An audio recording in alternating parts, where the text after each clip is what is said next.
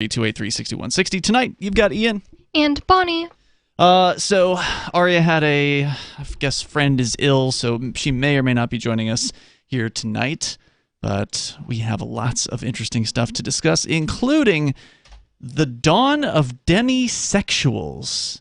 This is an opinion piece over at The Guardian, and it's funny because you and I, Bonnie, we were talking about demi-people, which is different from demisexuals. I don't know if demi-people is the right term, but like calling yourself like a demi-girl or a demi-boy, that I think is different than demisexual. Right, so a demi, apparently the prefix demi means half. So someone who calls themselves a demi-girl might have been born a female, but doesn't feel as though they're always like a man, or they're not quite a man, but they're not quite a woman either, so they might call themselves a demi-girl. Correct. That's my understanding of it, or a demi-boy or demi-male, or whatever the terminology is. That's how it was explained to me by someone I know who calls himself, or identifies that way. As a demi-girl. But then the term demisexual apparently means something else, which according to WebMD, it means someone who only feels sexually attracted to someone when they have an emotional bond with that person. And the story here is from The Guardian, and Arwa Madawi is writing it. The headline, "What does the dawn of demisexuals tell us? How sex-drenched society has become." Pop culture has become more and more sexualized as sex is sold to us willy-nilly, but young people, she says, are turning away from it in droves. And you're the youngest host, I think, right now on Free Talk Live, since Vincent isn't active. I was going to say I'm older than Vincent. He's rarely on these days, so you're the youngest regular host, and you certainly are probably more familiar with pop culture than any other person. So I'm going to jump into this, and we'll see what you think. And again, if you want to join us here, 603-283-6160. Have you heard of the term demisexual? Do you consider yourself that? She says, it might be hip to be square, but nothing is more passé than being straight these days. That's according to Michelle Kennedy Cuomo. What is passé? Oh, God. I think it's like... That's good or bad? Like, is that no cool? longer fashionable. Oh, okay. So it's out of date. And this is according to Michelle Kennedy Cuomo. Yes, that's right. She's the 23-year-old daughter of the governor of New York, Andrew Cuomo, who also happens to be in the news quite a bit these days for being quite over-sexualized. And she wrote this? No, she didn't write this article. Why is she being quoted? She is apparently a demisexual. Oh. In a recent Instagram live stream with a former CEO of a health company, Kennedy Cuomo talked about being queer, noting that when she first came out, she worried that people would think she was attention-seeking. Sorry, please. I don't want to accuse somebody of being attention-seeking, but dang, it seems like a really low bar to be considering yourself queer just because you only want to have sex with people you have an emotional attachment to. That doesn't seem queer to me. Like, that's not the same as like, oh, people will see me and be prejudiced against me if they see that I'm like, a cross-dresser or something like that. Right, yeah, she's not dressing weird or whatever. She's not out of place in any sort of physical fashion that would draw attention to herself. So it seems just like a person that has more, choosy. Yeah, choosy person. That's kind of what it seems like. I was going to say I has more standards, but I don't want to insult people who are, promiscuous just because they are, because, that doesn't mean they have no standards.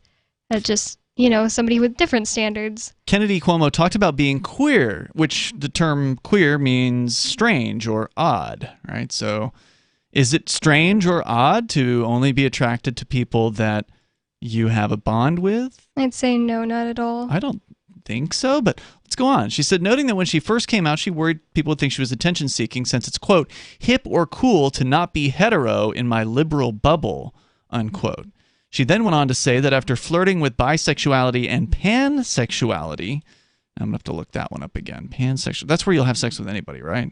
It seems to me like it's the same thing as what you're describing right now as demisexual. No, pansexuality is the attraction to people regardless of their gender.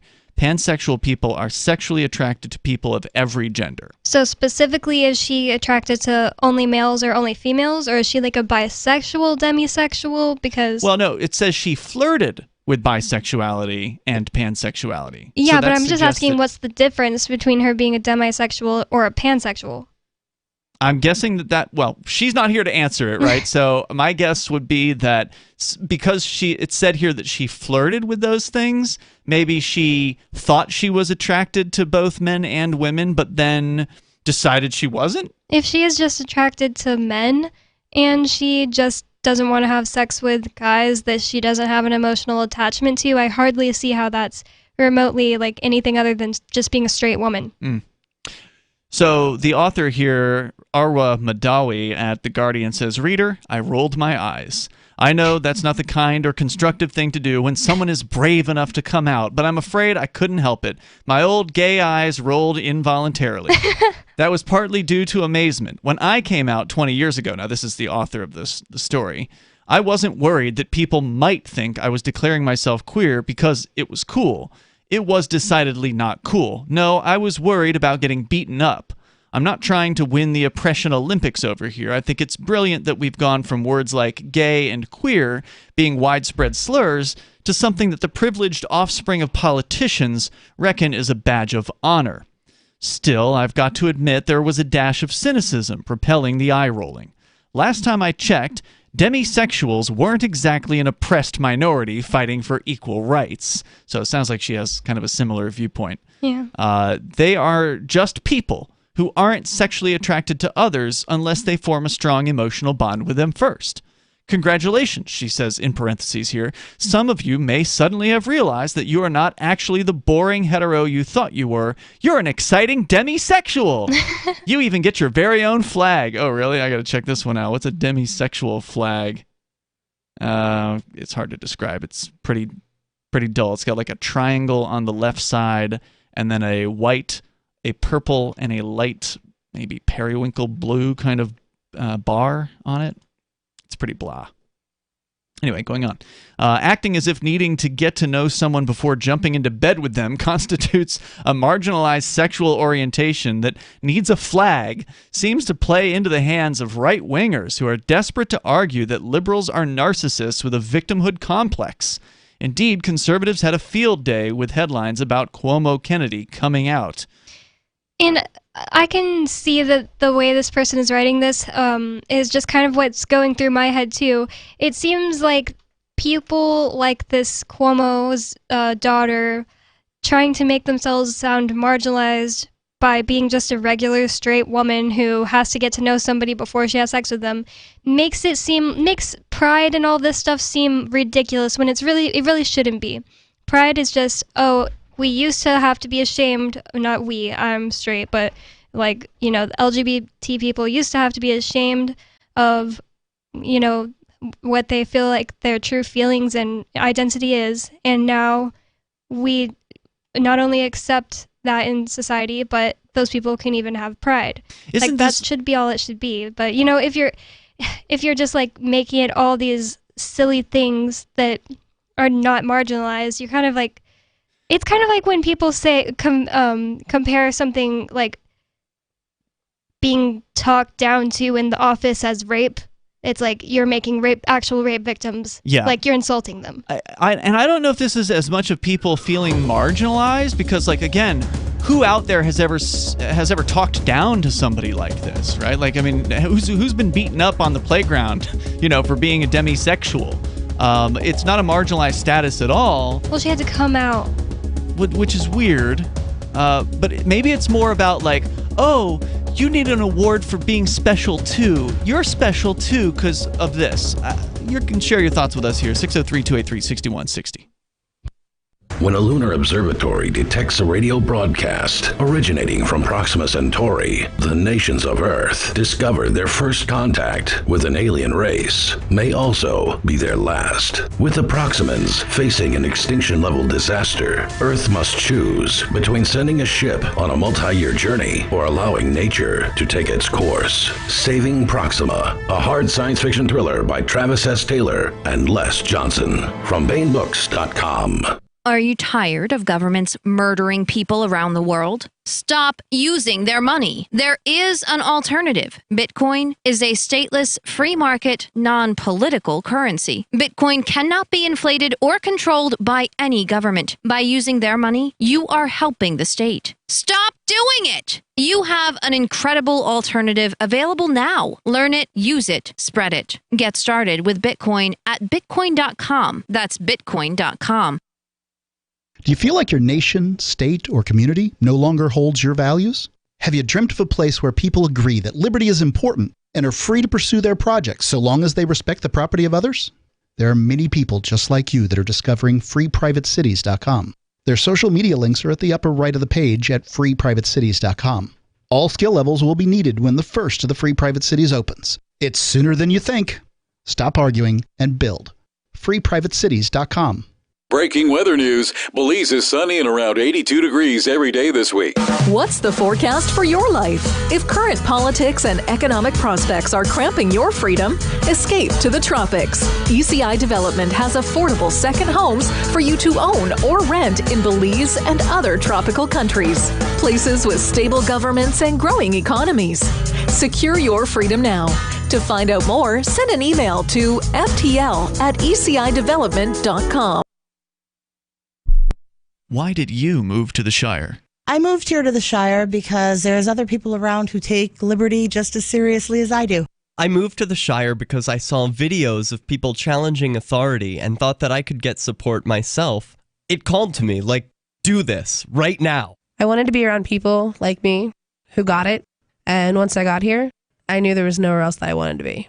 I've always wanted to change the world, so I moved to the Shire to join people who were actually working towards doing the same thing.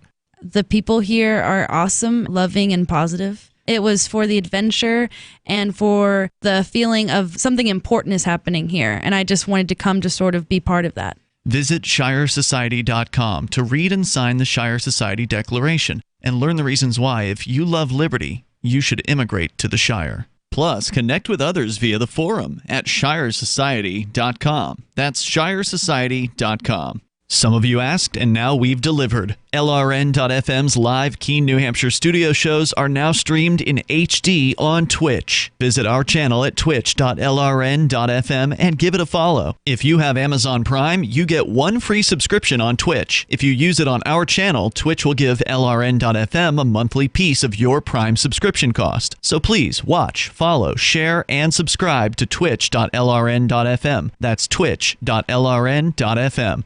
So you've signed the Shire Society Declaration and are planning your move to New Hampshire to be around more liberty-oriented people. Next, sign up for the Shire Society Forum at forum.shiresociety.com. There are a bunch of people there who are already in the Shire, and they want to meet you. If you're already in the Shire physically, you should also come by the forums. Remember, not everyone uses Facebook. New people are signing up for the Shire Society Forum every month, so drop in and say hello at forum.shiresociety.com. We're still not sure why you'd want to watch, but our video feed is streaming nightly for free at cam.freetalklive.com.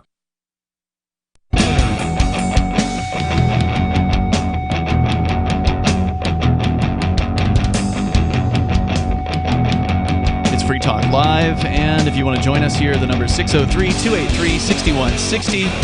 That's 603-283-6160.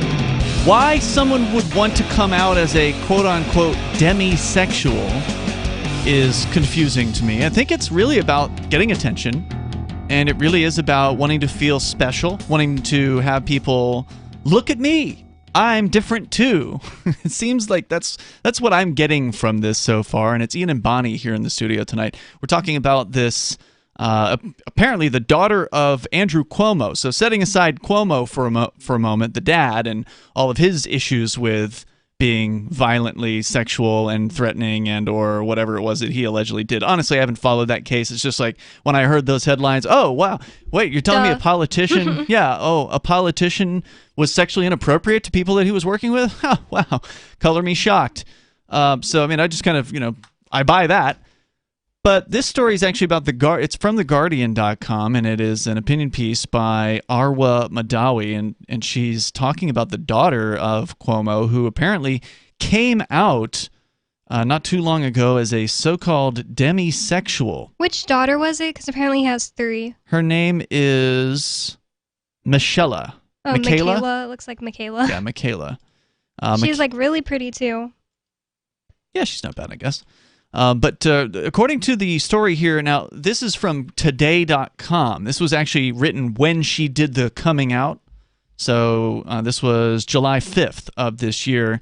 There's a quote from her here.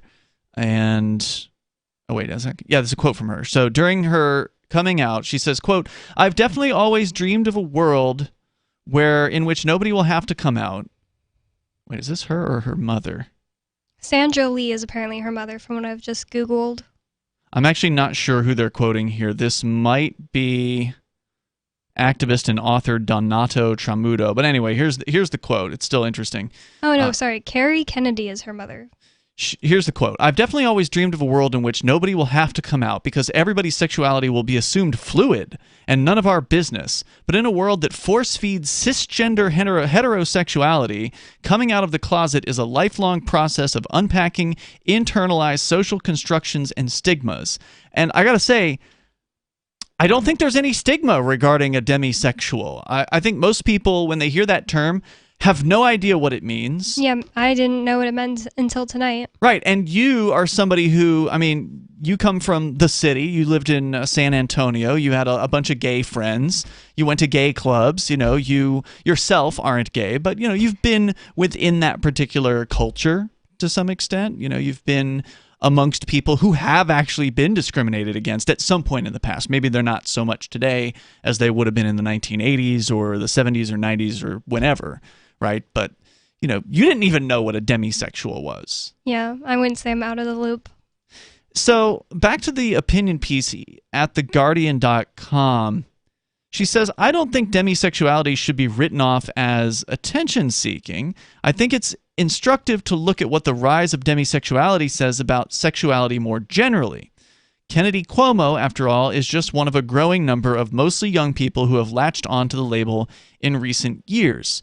But, you know, it is attention-seeking because if you're coming out, then that's an attention-seeking move. Yeah, the label itself shouldn't be considered attention-seeking. I mean, if you want to label that something, go ahead and do it. But it's like the coming out, making statements like, maybe one day nobody will care that I'm demisexual, whatever it's called. Or I won't be discriminated against. You know, like that's like, okay, nobody's discriminating against you. And also, like, did you really have to did you have to come out to your parents and be afraid that they'd be like mad at you or gonna disown look at you a different way or disown you because you said, oh, I only want to have sex with people if I actually like them?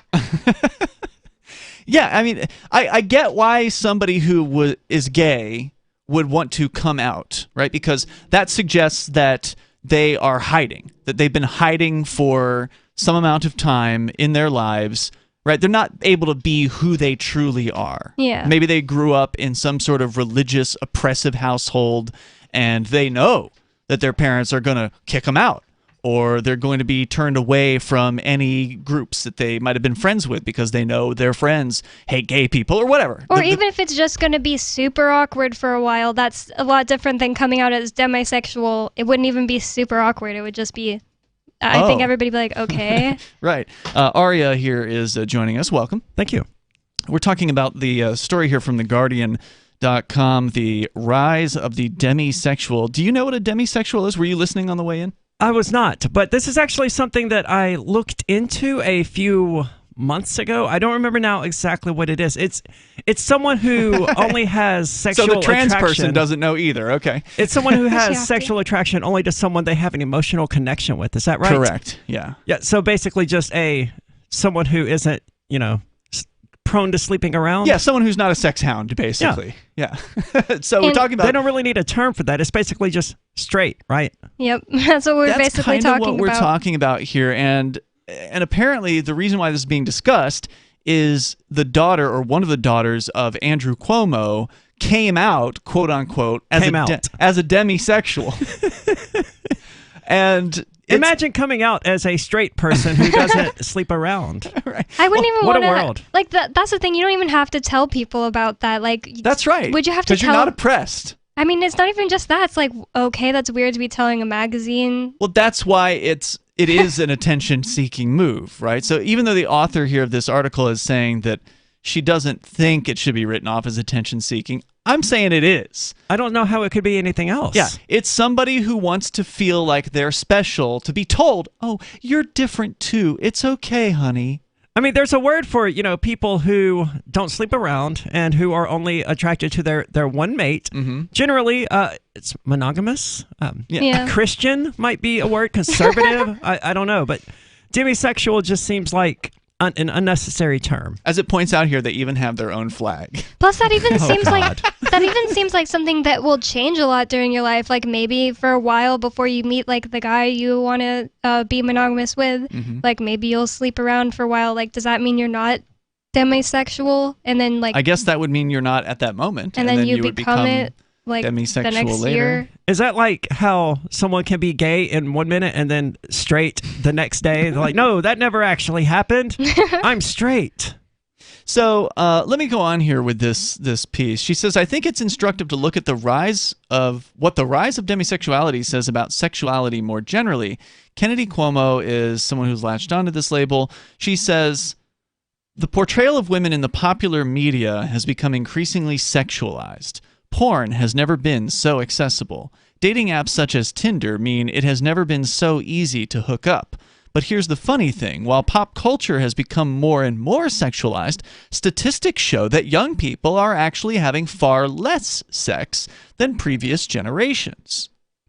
And we've heard this before. We've talked about some of these numbers. Is it because they're sitting in their rooms terrified of COVID?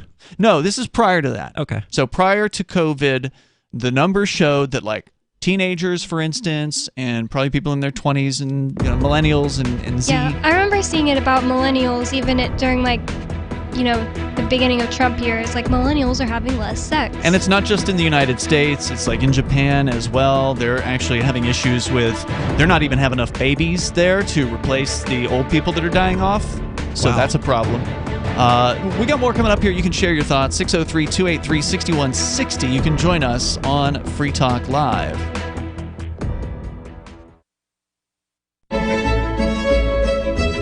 Carl Watner, longtime proponent of a voluntary society, died last December. You may have seen his articles published on his website, voluntarist.com, in his newsletter, The Voluntarist, the Mises Institute, or elsewhere over the last 40 years. His newest book, I Must Speak Out, Volume 2, The Best of the Voluntarist, is now available via Liberty Under Attack Publications. This 430-page second volume spans the years of 2000 through 2020 and includes articles by Carl Watner, Hans Hermann Hoppe, Carl Hess, Benjamin Tucker, George H. Smith, Lysander Spooner, Pete Eyre, Joyce Brand, and many others. I Must Speak Out is for the newly initiated, the veteran voluntarist, or anywhere in between. Buy the book now at libertyunderattack.com/voluntarist. For more great content on building a voluntary society and for Carl's extensive archives, check out voluntarist.com. From Feature Story News in Washington, I'm Simon Marks. The Pentagon will require all serving members of the U.S. military to get the COVID-19 vaccine by mid-September. It's a big move by the Biden administration. Reporter Sarah Bartlett has more. It could happen before that time, depending on expected final FDA approval of the available vaccines. Defense Secretary Lloyd Austin urged all service members to get vaccinated and not wait for a mandate. He said a healthy and ready force is necessary to defend the U.S. More than 70% of all active duty service members have reportedly received at least one vaccine shot. Canada has reopened its border to the United States for non-essential travel for the first time since it was closed by the COVID-19 pandemic in March of 2020. But there are strict rules for those hoping to cross, as FSN's Sarah Walton reports from the US-Canada border at Niagara Falls. There was a big rush at midnight here at Niagara Falls, with people keen to cross the border into Canada for the first time since it was closed to non-essential travel because of the pandemic 17 months ago. Those hoping to cross must show they've been fully vaccinated against COVID-19 for at least 2 weeks and provide a negative coronavirus test. But the US is yet to announce when it will reciprocate by opening its border to Canadian tourists. Plans to open the border were delayed last month until at least August the 21st. But with the number of COVID-19 cases in the US increasing daily, driven by the Delta variant, it's not clear if that will go ahead. Sarah Walton, Niagara Falls. Also today, Canada joined the US and Britain in unveiling fresh sanctions against Belarus. They came on the first anniversary of last year's disputed election that saw President Alexander Lukashenko claim victory and proceed to crack down violently on his opponents. A major UN report is warning that heavy rain, flooding and wildfires will become more intense and frequent due to climate change. The UN says the report sends a code red message to the world, warning it's time to get serious about the fact that humans are damaging the planet on an unprecedented scale. British Prime Minister Boris Johnson said the findings make for sobering reading. Luke Pollard, the Shadow Environment Secretary with Britain's opposition Labour Party, says urgent steps need to be taken now. Not taking the action that's required only makes this more expensive and risks more climate chaos, which is why doing it sooner is not only a smarter way of doing it, it's a prudent way of doing it, and it's a cheaper way of doing it. And that could avert much of the catastrophic effects of the climate crisis. The authorities in northeast Nigeria have reunited a woman with her family 7 years after she was kidnapped by Boko Haram Islamist insurgents. She was one of the schoolgirls abducted in Chibok back in 2014. It is not clear how she, along with a man claiming to be her husband, managed to escape Boko Haram's clutches. From bureaus worldwide, this is FS. Yep, we still do email. Drop your email address in the entry box at freetalklive.com, and you'll be kept in the loop with Free Talk Live.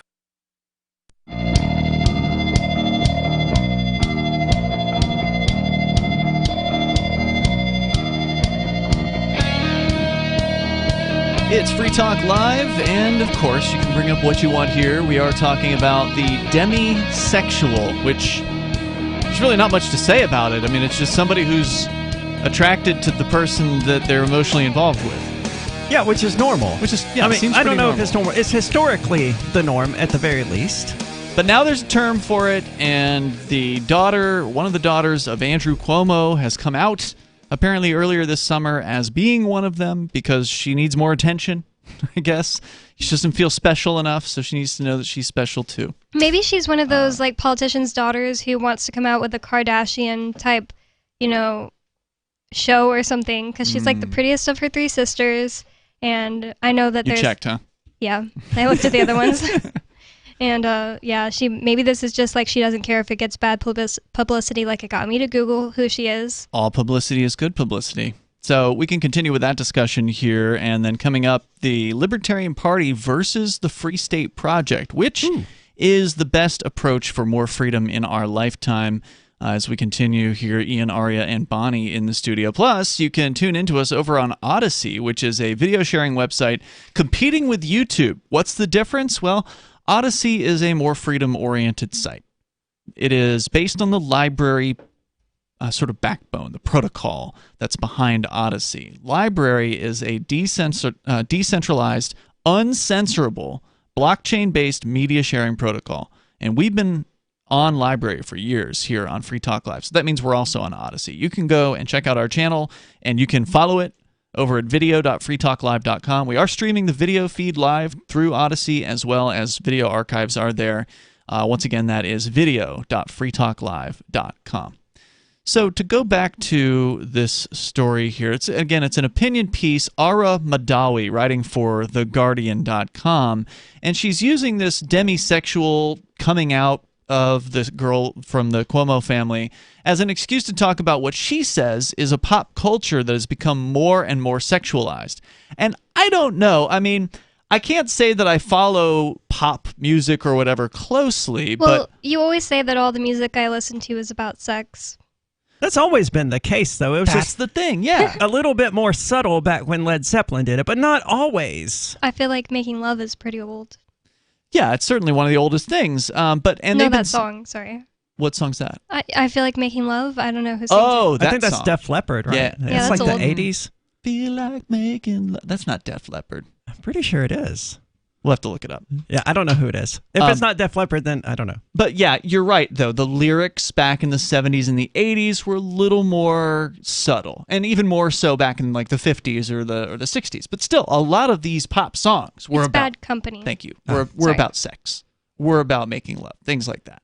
But I mean, I don't really feel that like goes all the way back to like Lord Byron, who was a poet during the Romantic era in Victorian England. He was constantly writing songs about sex, but if you didn't know the lingo of the day, you weren't going to catch the references. Yeah. Just like you have, 45-year-old moms dancing and singing Ludacris, and they don't know what the words actually mean. They don't know what skeet means, but they're sitting there shouting it at the top of their lungs, right? They have no idea what they're singing about. This has always been the case. Yeah, you'll have to check Urban Dictionary because I don't think we can say what that word means on the air. But so I think it is more obvious today. I mean, it is definitely more in your face as far as what the lyrics are. They're less subtle. They're more clear. They're more raunchy, I guess you could say, in a lot of cases, because some of these songs are just straight up talking about sex. And sure. Not that there's anything wrong with that per se, but I don't feel like it's recent as in like just the last decade. They were doing that in the aughts. I mean, it was pretty sexualized in the aughts. I don't feel like pop music or pop music videos, for instance, are any more sexy or sexualized now than they were 10 or 20 years ago. Yeah, I'm a Slave for You is like one of the most sexualized songs and videos I can think of. Yeah, I was like...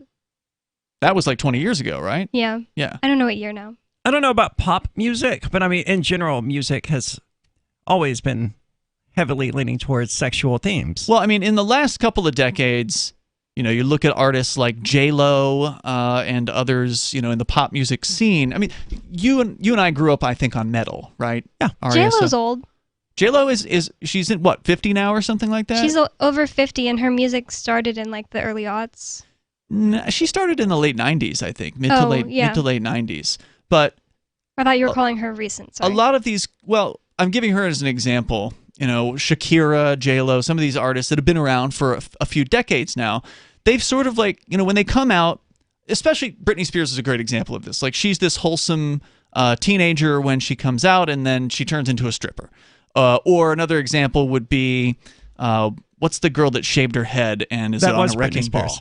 Well, Miley Cyrus. She did that too, yeah. Miley Cyrus. Did Miley Cyrus shave her head? Yeah, well, she has did. shorter hair. She didn't like shave her head in a, Didn't she do that for the wrecking ball? She has short hair. She didn't just shave her head like in a, mental crisis. It was a drastic short haircut though. Like I would call it mental crisis. But again, a lot of her videos are heavily sexual, right? But that's sort of the point. But they weren't when she was Hannah Montana. Right. Well, obviously. Right. So there's this, and Vigilant Citizen talks about this over on his blog at vigilantcitizen.com. Sort of this Disney female arc where they start out as like the Disney princess or female, girl character, and then once they hit 18 they turn into a stripper basically, and they just go all to the max, total maximum sexuality. And Miley Cyrus is doing a metal cover album. Is she? Yeah. She just came out with a rock album and it was so great. It's already out. Well, she came out with one last year called Plastic Hearts, but I think she's coming out with another one that's like rock metal or whatever. I saw her do a cover of the Cranberries song Zombies, and it was good. It was good. So, but those things, I don't think those happened in the 1980s, like Disney. Back when Disney was still taking over the world. Yeah, you didn't see the over-sexualization of pop stars. I mean, Madonna was sexy, but not in the, like, I'm a stripper. Yes, she was, way. but she wasn't Disney. But, like, it didn't happen to... But I'm just giving them as an example of this sort of ramped-up sexualization of the female pop star. Well, but to your point, they didn't do that with Hilary Duff from Lizzie McGuire. Okay. Or with Raven Simone, I wouldn't say. But are they pop stars? Yeah. They have their own, like, small pop... but are they pop stars? Like, I've heard the name Hilary Duff, but I couldn't tell you. She didn't like take off. I watched a video about it. If you want to be a star, you've got to be basically a stripper, right? Like, look at some of these. I don't know. Taylor Swift doesn't really do the whole stripper thing. She's one of the most famous artists in the world today. Okay. I hate her. Maybe there are some exceptions, but didn't they also put Taylor Swift in some sort of satanic ritual on Illuminati kind of thing at some point. I try to Didn't ignore they do that with Taylor her? Swift and not pay her any attention and hope she Why? disappears. I She's just actually hate one her. of the few popular musicians that I actually have respect for because she does write a lot of her own music. I get that, Instead but I of, just dislike her. What Miley Cyrus does, which is like get a producer to write it all, and then somebody writes lyrics for her, and she just sings it. So She has a good voice. She does, but she's not a musician. I just don't like Taylor Swift. I think you nobody can make me. I think that you can give counter examples. I mean, because not everybody probably goes through this particular arc, but it happens now, and it didn't happen before. And when I say before, I mean like the 80s or the 90s. Weren't like Britney Spears and Justin Timberlake, weren't they like the first of the Disney kids to reach adulthood?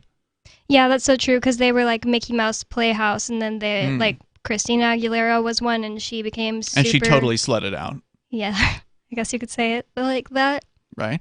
So I'm just saying I don't feel like the sort of slutting out of pop stars was just the last 5 years. I think it's been going on for a couple of decades.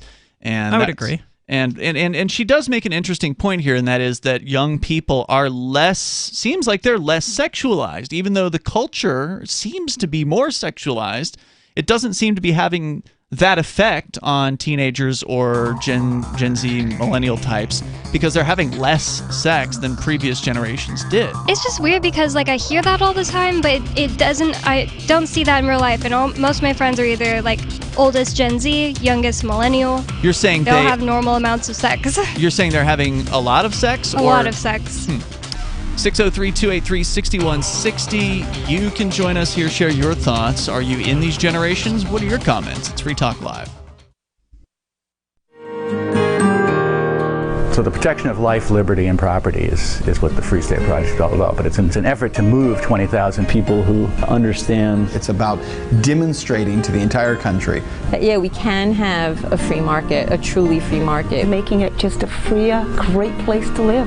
It's the world's largest voluntarist libertarian community, and it's only getting bigger. That's amazing, to be able to move to a place where other people like passionately believe in being free and independent. What the Free State Project is managing to do, though, is to put their money where their mouth is. It's physically getting up across the country and saying, let's go someplace and let's demonstrate the power of these ideas. There's a lot of kind of philosophy that surrounds liberty. There's a lot of thinking about it and talking about it. But here in New Hampshire, people are doing it.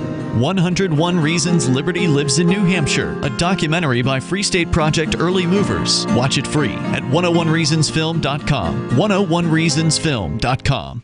The new 4th edition of Healing Our World, The Compassion of Libertarianism, will take your understanding of liberty to a deeper level and has over 1,300 updated references, new cartoons, and a foreword by Dr. Ron Paul. With discounts for multiple book purchases, the 4th edition of Healing Our World is a great gift for the liberals, pragmatists, environmentalists, and Christians in your life who think libertarianism is cold-hearted. Get yours today at healing.freetalklive.com and use promo code FTL for a $5 discount. If you want to know the latest about Free Talk Live before we go on the air, all you need to decide is how you want it delivered. It's your choice. Visit news.freetalklive.com to receive our usually weekly news updates by email. Plus, we have a Twitter account at twitter.freetalklive.com, and you can follow us on the decentralized Mastodon platform at toot.freetalklive.com. So please follow us at toot.freetalklive.com and sign up for our emails at news.freetalklive.com. Are you making sense to the boomer mindset? I'm Holland Cook from survivalspeech.com. 80 million baby boomers comprise 25% of the population and control most of the USA's wealth. As aging parents pass on, they'll control more. Boomers are 46 to 65 years old and regard themselves as midlife. They identify as neither young nor old. They're post-minivan and pre-retirement, and they don't like being called boomers. They think me. Many of the purchases boomer couples make are individual purposes. They've been experimenters all their lives. If you want their attention, tell stories and keep it simple. If something seems complicated, boomers can dismiss it as, I don't need this. And if you're looking for work, you may be applying to a boomer, so relate accordingly. From survivalspeech.com, I'm Holland Cook.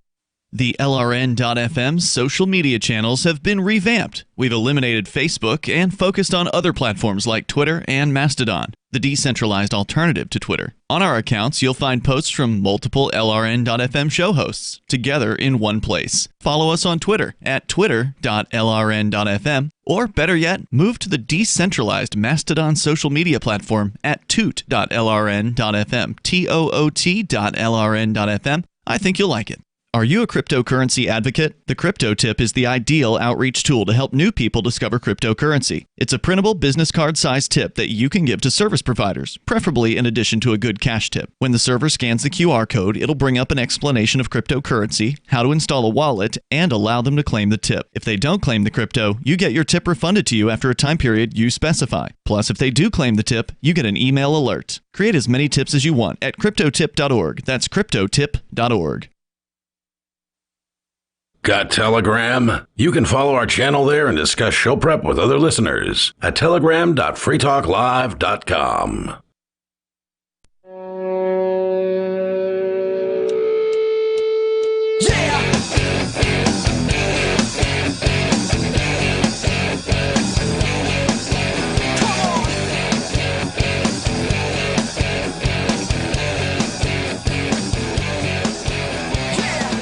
Yep, it's Free Talk Live, and of course you can bring up what you want here. 603-283-6160, that's 603-283-6160.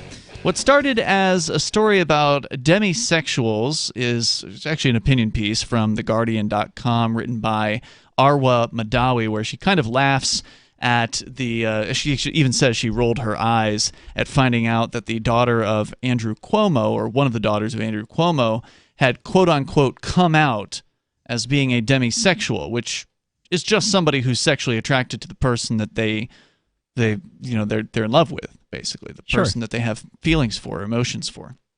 I mean, and that's not terribly unusual. Well, I guess she wants you to think that it is. And maybe, I mean, Bonnie, you were saying that you feel like your friends are having very active sex lives and they're millennials and Generation Z types. Yeah, I can't think of one person that I'm friends with that doesn't have sex a lot that isn't in a relationship. That's pretty much where I'm at as well. The people who I know who aren't having sex are not having sex because, they're incompetent and don't know how to talk to somebody or whatever. Well, I mean, they try, but they're nerds, and so they would like to have a lot of sex. They would like to, yes, but they don't know how to approach the issue and succeed. So it's possible that it is unusual then. Like maybe being a demisexual isn't quote unquote typical or normal. Well, even the people who are having sex, I wouldn't say the vast majority of them are just sleeping around, right? Some of them are in relationships, or some of them are only sleeping with one person. They're not necessarily committed, but they're still only sleeping with the one person. Well, then maybe they're demisexuals. But see, that's just normal for me. Yeah, like my friends that are straight females that I know, when they're not in a relationship, in between a relationship, they're meeting a guy, talking to them for a while, only having sex with him, but not dating yet, or maybe only having sex with a couple guys, but not dating them yet. Then maybe if it doesn't work out, move on to another one, type of thing. They're still having a lot of sex, but is it an emotional attraction that they have to the person? Because, or is it just... because they're seeking a relationship, and they don't just not have sex until we're living together. So they're not likely to, let's say, have sex on the first date? Or are they? Probably are. Yeah. I imagine it's hard to establish an emotional connection on the first quickly. date. Yeah. But that's what they're seeking. They don't want to have sex with him and a million other people. They're just I really liked him, and But if they're having sex with a person on the first date, unless they're saying this is love at first sight, then it's probably not an emotional connection. They're probably hoping that the sex will generate that sort of a connection for them, or maybe that it'll snag the guy. Or it's like they have chemistry and they want to see where it goes. But having sex on the first date is not a good way of establishing chemistry and seeing where it goes, in my experience. I just think that it's different than somebody who's all right, let's hook up and then I'll see you when I see you. That's different. Or maybe never see you again. Or going on Grindr and just meeting up with somebody specifically I don't know if the hopes of the individual... I mean, I see what you're saying on how it's different. they're not just I said throwing maybe on the person first away. date. Now you're just making me read my friends. Okay, well, but maybe, from what you've said here, Bonnie, and obviously you're just one person who is a young. Are you a young millennial? Yeah, you're a young millennial. I'm supposedly the last year of millennial, and I just don't feel like I'm a millennial. I don't really feel like a Generation Z either, but What does being a millennial feel like? I just feel like I don't know, like people who are born in like 1985. That's so different than somebody who was born in 1996 because that's true. I grew up with a computer in my house. I had a cell phone in middle school. I don't know how to explain it. I agree with you. It's different. There are huge differences between a tenured. I mean, Mark's 10 years older than me, and we've got a lot of differences between There us. are just things like the what are they called? Generation Z Generation people Z. will probably be way different than me. Like, oh, you were born after 9/11. That's weird. But there's things that millennials are way different than me. I feel like 1995 to 1999 is its own little thing, which a lot of people have said. So let me go back here into the final thoughts from theguardian.com. She's talking about the portrayal of women in media is increasingly sexualized. Porn has never been so accessible. I don't know. Porn's not more accessible now than it was 10 years ago, though. I mean, it was or always even than accessible. 30 or 40 years ago. I mean, well, it's way more accessible than it was 30 or 40 years ago. Well, they were magazines. Yeah, I but- don't know how hard it really would have been for a kid to grab one and pocket it at the news corner or wherever Well, I mean, they would that's have been. stealing, so, I mean, most kids don't want to get involved in that sort of thing, I would Okay, hope. but clicking that button that says, yes, I'm 18 is also fraud. Well, not really. I'm not saying that kids should have stolen or anything like that, but I'm It's saying... not fraud because there's no loss on the part of the I'll give it to you, though. party. It is significantly easier to just open up a website. It's a and- lot easier yeah. now. Okay, but fair it's been point. that easy for the last 15 to 20 years. So it's not like all of a sudden that's a new thing. She says, here's the funny thing, though. A lot of young people are having far less sex than previous generations. There's been a lot of hand-wringing about hookup culture, but it may be more of a media invention than a reality. Indeed, kids these days seem to spend more time describing the exact specifications of their sexuality and where it sits on various spectrums than they do actually having sex. Sex is I will accept that statement for sure. That's how we ended up with terms like demisexual. Sex is supposed to sell, and it's being sold to us willy-nilly, but as the rise of demisexuality shows, fewer people seem desperate to buy into what we've been told sexuality is supposed to look like. And it could very well be, Bonnie, that maybe the sort of pop culture of sex is that you're supposed to have it a lot, and you're supposed to want to have it a lot, and maybe that's what your friends are sort of expressing. Whether it's true or not, what they're saying is another question. Maybe they're trying to play into what they're expected to be seen as when it comes to their sexuality, when the reality is maybe they really are only attracted to the person that they are emotionally connected with, but they want to seem like they're a little bit more promiscuous. I don't know anybody that I would think is doing that. Anybody that I know pretty personally, if they're having sex with a hot guy because they want to have sex with a hot guy, that's pretty much what it is. But I don't know. It's sad to think about, anyone out there having sex because they think it's what society expects them to do, right? Rather than because they genuinely want to. Such people, if they exist, should reevaluate themselves. Do I actually want this, or has society convinced me that I want this? Or has society convinced me that this is the role I need to play? Right. I'm just wondering, is there a group of people out there who is pretending to play that particular role when the reality is that's not what's happening? Where they want to be seen as though they're sort of fitting in or doing what they're expected to be doing when they're, in point of fact, not. And she links to this whole article by The Atlantic written in 2018. Because, again, we've talked about this before here on Free Talk Live, how the sexual interactions of younger people is lower than previous generations, than Generation X, for instance. And it says, this is another interesting story, that the share of Americans who say sex between unmarried adults is not wrong at all is at an all-time high. New cases of HIV, however, are at an all-time low. Most women can get birth control for free and the morning after pill without a prescription. If hookups are your thing, Grindr and Tinder offer the prospect of casual sex within the hour. And the HIV thing, PrEP is a thing.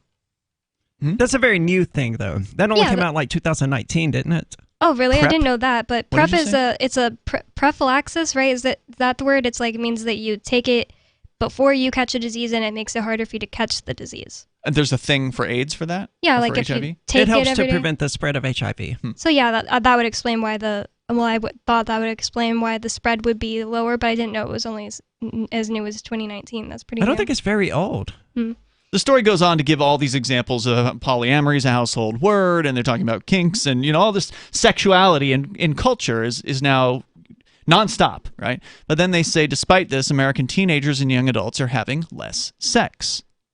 According to the studies here, the CDC from 1991 to 2017 did a youth risk behavior survey where the percentage of high school students who'd had intercourse dropped from 54 to 40%. And that's not a statistically insignificant drop. No, that's pretty major. That's a huge drop. In the space of generations, sex has gone from something most high school students have experienced to something that most haven't. I don't know if it was something that most had experienced even when I was in high school. Yeah, I wouldn't say it was a majority. I remember my friends acted like I was so old when I lost my virginity at 17. I guess I can say that on the radio, right? But yeah, you just did. But so they all did. But I feel like there was I don't know. I feel like the majority didn't. 17's legal in Texas, so whoever it was didn't rape you. The number 603-283-6160, quote unquote. 603-283-6160, which again goes back to what you said earlier, the idea of statutory rape being an insult to a real rape victim. There's more coming up here. You can join us. Take control of the airwaves. Whether you want to comment on sexuality or whatever's on your mind. Hour 2's next. There are lots of ways to listen to Free Talk Live. Our podcast has been around since podcasts began, and now the FTL feed is loaded with content besides our full show archives. Did you know that we make it easy for you to customize your podcast subscriptions? We have different feeds, one that includes only our full shows, one with just the Daily Digest, and our main feed that includes everything. You decide what you listen to. It's quick and easy to customize your feeds at feeds.freetalklive.com. That's feeds.freetalklive.com. Brute force, intransigent defiance, adamantine will. These are the hallmarks of the AI tank. These gigantic machines have the firepower of an army, but they also have their own sense of honor and duty. When the world breakers arrive, battle will be joined, planets will shake, and war and peace will never be the same again. World Breakers. Stories from David Weber, Larry Correa, and more. Available August 3rd from BaneBooks.com. Should you be able to earn an honest living free from senseless government interference? The Institute for Justice thinks so. That's why we've spent years defending hard-working men and women from pointless government regulations. Nationwide, IJ has created opportunity by reducing government power. But there is still more work to be done. Visit our website today at ij.org. Let IJ take care of the government so you can take care of your business. What if you want to hear the latest episode of Free Talk Live, but all you have is your phone, you forgot to download our archive, and you have no data connection? You can call our Listen line at 641-793-0191. That's a long-distance number, so you may incur charges. If not, listen as long as you want. 641-793-0191. The Free Talk Live Listen line, 641-793-0191. You're listening to the live edition of Free Talk Live. Hour number 2 is next, after the news, here on the Liberty Radio Network at LRN.FM. From Feature Story News in Washington, I'm Nina Maria Potts for the latest world news. The United Nations says at least 27 children have been killed in Afghanistan in just 3 days amid clashes between the Taliban and government forces. There's been an escalation in violence and the Taliban's assault as foreign troops withdraw. The Pentagon, meanwhile, says the U.S. Secretary of Defense Lloyd J. Austin has spoken by phone with Pakistan's Chief of Army Staff, General Qamar Javed Bajwa, to discuss the U.S. and Pakistan's mutual goals of security and stability in the region. An alleged victim of the late sex offender Jeffrey Epstein has filed a lawsuit against Britain's Prince Andrew over accusations he abused her when she was underage. The US is imposing new sanctions on Belarus, accusing President Alexander Lukashenko of an ongoing assault on the democratic aspirations and human rights of the Belarusian people. The UK and Canada also announced new measures in a coordinated move. Our Washington correspondent Giles Gibson reports. The White House says this is the largest round of sanctions to date, targeting the Belarusian Olympic Committee, a state-owned enterprise, and prominent business people linked to the Lukashenko regime. The UK and Canada also hit key parts of the Belarusian economy with new sanctions. Monday marks the first anniversary of a presidential election that the opposition says was rigged by President Lukashenko. Responding to the British announcement, Lukashenko said the UK should choke on its latest measures. To Canada now, which has reopened its border to the United States for non-essential travel for the first time since it closed in March 2020. But there are strict rules for those that are hoping to cross. Sarah Walton reports from the US-Canada border at Niagara Falls. There was a big rush at midnight here at Niagara Falls with people keen to cross the border into Canada for the first time since it was closed to non-essential travel because of the pandemic 17 months ago. Those hoping to cross must show they've been fully vaccinated against COVID-19 for at least 2 weeks and provide a negative coronavirus test. But the US is yet to announce when it will reciprocate by opening its border to Canadian tourists. Plans to open the border were delayed last month until at least August the 21st. But with the number of COVID-19 cases in the US increasing daily, driven by the Delta variant, it's not clear if that will go ahead. Sarah Walton, Niagara Falls. And reaction is still pouring in to a key climate change report. Experts are warning the world's set to hit the global warming limit of a 1.5 degrees Celsius temperature rise in the next 20 years. The Intergovernmental Panel on Climate Change says heat waves, flooding and droughts will be more frequent and intense. From bureaus worldwide, this is FSN. With FSN Spotlight, I'm Simon Marks. Today, the frustration of climate change activists over yesterday's landmark report by the UN's Intergovernmental Panel on Climate Change. UN Secretary-General Antonio Guterres himself called it a code red warning for the world about the damage human behaviour is doing to the environment, some of it now irreversible, according to the report's authors. For those who have urged action from the climate change trenches for years, the report sparks particular emotions. Sort of total despair and total rage. I haven't thought about much else all day. Roger Hallam is one of the co-founders of Extinction Rebellion, a global environmental movement that uses civil disobedience to try and draw attention to the issue. 15 years ago, we had an extreme weather event in Wales. It rained every day for 7 weeks. I lost all my crops. I was a bit of a happy-go-lucky sort of guy, and then it dawned on me that this was something structural. I've been waiting for those 15 years for governments to wake up to their responsibilities and stop the mass death and mass destruction that's now effectively locked in. He says he doesn't feel vindication so much as frustration that politicians have failed to act.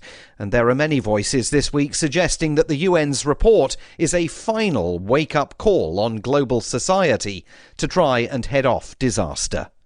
With FSN Spotlight, I'm Simon Marks. And a reminder now of the hour's top story. The Pentagon says US Secretary of Defense Lloyd Austin has spoken by phone with Pakistan's Chief of Army Staff, General Qamar Javed Bajwa, to discuss the US and Pakistan's mutual goals of security and stability in the region. The UN says at least 27 children have been killed in Afghanistan in just 3 days amid clashes between the Taliban and government forces.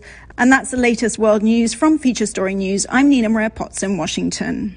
Geneticists gathered at a conference this week to debate the ethics of cloning human beings and compelling them to fight to the death in a rock-filled pit for our amusement. Experts at the conference reportedly discussed questions key to the scientific field, such as the morality of arming hundreds of clones with maces and pitting them against each other on a small platform surrounded by molten lava. Cloning humans and goading them into viciously battling certainly raises ethical questions. It's important that we consider this topic with an open mind. Whether or not we should be stranding clones on a desert island, assigning them weapons by a lottery system and making them murder one another tournament style remains a matter up for debate.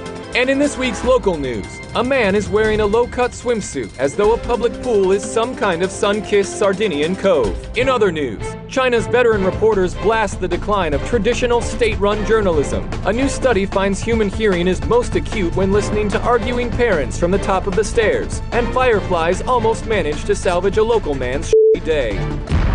This is the Onion News Network.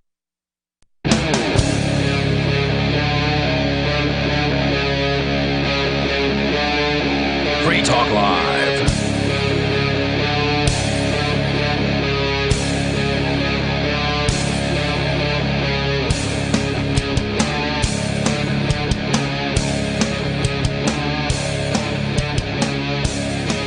It's Free Talk Live. We're kicking off the second hour of the program here. The number is 603-283-6160.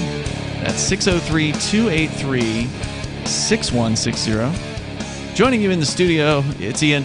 Aria. And Bonnie. And we're going to continue here. Your calls and thoughts are welcome. We'll go to the phones. We were also talking about sexuality, specifically young people, maybe not oversexed at all, according to some of the numbers.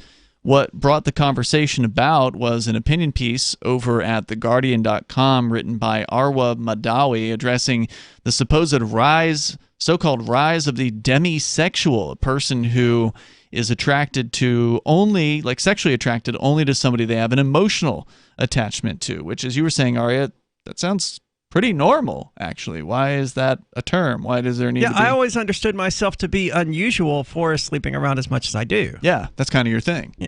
Well, it's not what defines me, but sure. But you don't... It is something that you're I not do. shy about it. No, not at all. Why would I be? You talk about that. And so, why people are coming out as demisexual, well, that's a whole other question. That would be something you'd have to ask each individual. But maybe it has to do with the individuals in these cases feel pressured to be something besides that. Maybe they feel pressured by society, pop culture, to be hypersexualized, to be having multiple partners. I think the author kind of was getting to it, but without realizing. I think it's mostly that these people sit around talking about their sexuality and where they fall on various spectrums instead of actually going out and having sex to discover what they actually do and don't enjoy. Because if they identify as this queer pansexual demisexual or whatever, and they go out, they end up sleeping around, and they sleep with the guy, and they're like, oh my god, I don't like that, now I can't be pansexual anymore. Right. And in fact, she says she quote unquote experimented with pansexuality and then determined later that she was a demisexual. Which I still don't understand what the difference is. Even though demisexual can be a pansexual. Yeah, you could be both, right? Right. Because a pansexual is somebody who's attracted to everybody. Yeah. I mean, or can be attracted to both male and female. But a demisexual But why is that different from bisexual? I'm not clear on that. It's supposedly that a bisexual person... Never mind, I don't even know what I was going to say. I felt like because there is no difference. I think bisexuality is linked to the idea that there are two genders, so they created pansexuality to encompass more. Anybody. That would be my guess. Okay. That makes more sense. Yeah, that does. So we're going to go to your calls and thoughts. There's a little bit more here, just because it's interesting, the statistics about how younger adults today are having less sex than previous generations, like by large numbers. And we'll share some of that with you. But first, Dave Ridley is on the line from RidleyReport.com. Go ahead, Dave. Okay, guys. I have an update on our tentative independence drive in New Hampshire, such as it is this year. Okay. So I had promised I would contact at least 15 state reps and ask them for some kind of secession legislation or resolution for 2022. And if I didn't get, progress by 15, I would just assume that it probably wasn't the right time. So I actually managed to contact 19, and I still do not have a firm yes. Most of them have not returned my calls.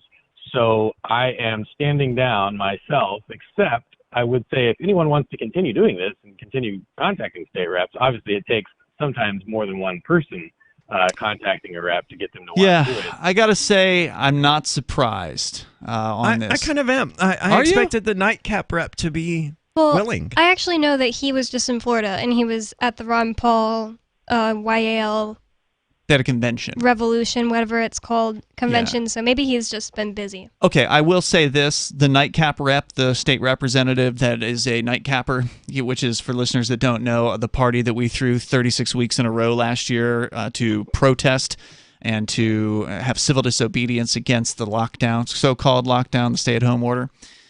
We actually had a state rep come to that regularly, or someone who actually became a state rep. Yes, he wasn't a state rep at the time. Correct. I imagine he would still come out, though. I think he would.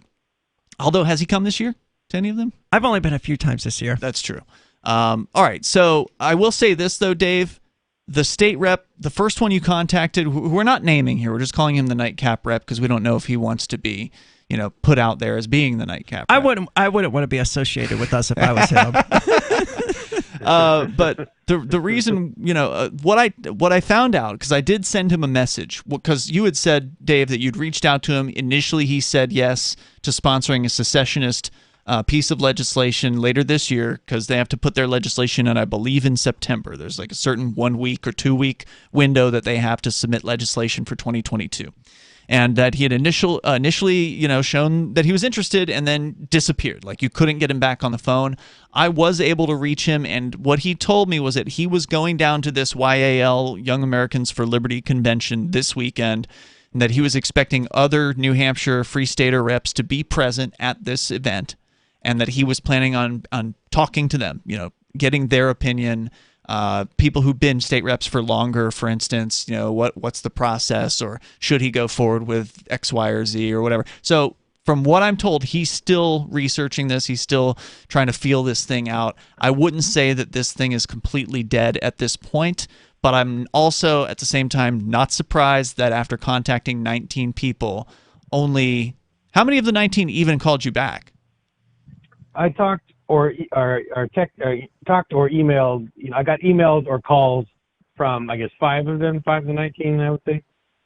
Wow. And these are so-called Liberty reps, these 19 people? Yes. But remember what Russell Canning used to say. He was at this, Republican event once, and he was taking a poll. He just asking everyone at the event if they wanted to secede. He said all the Free Staters were afraid to talk about it, and all the Republicans at the event said, yes, let's get out. Wow. The normal New Hampshire Republicans were like, out the door, exit the door. Where's the exit? Have you reached out to any normal Republican representatives?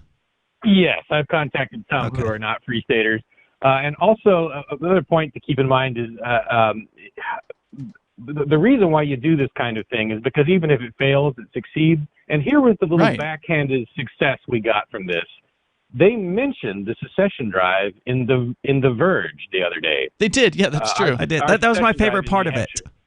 And if they hadn't, if we hadn't been doing that, they wouldn't have had anything to talk about there. So, that's a relatively major publication in the middle of the censorship storm. And we would get so much more coverage if a state rep actually did sponsor this and actually did put in, like, even if it goes down hard, even if, it gets in front of a committee. Because in New Hampshire, for those that don't know, every single piece of legislation has to have a public hearing. There's no, like, in a lot of states, it's like political, right? Oh, well, we'll give a public hearing to this bill, or we'll give a public hearing to this bill. In New Hampshire, it's every single one.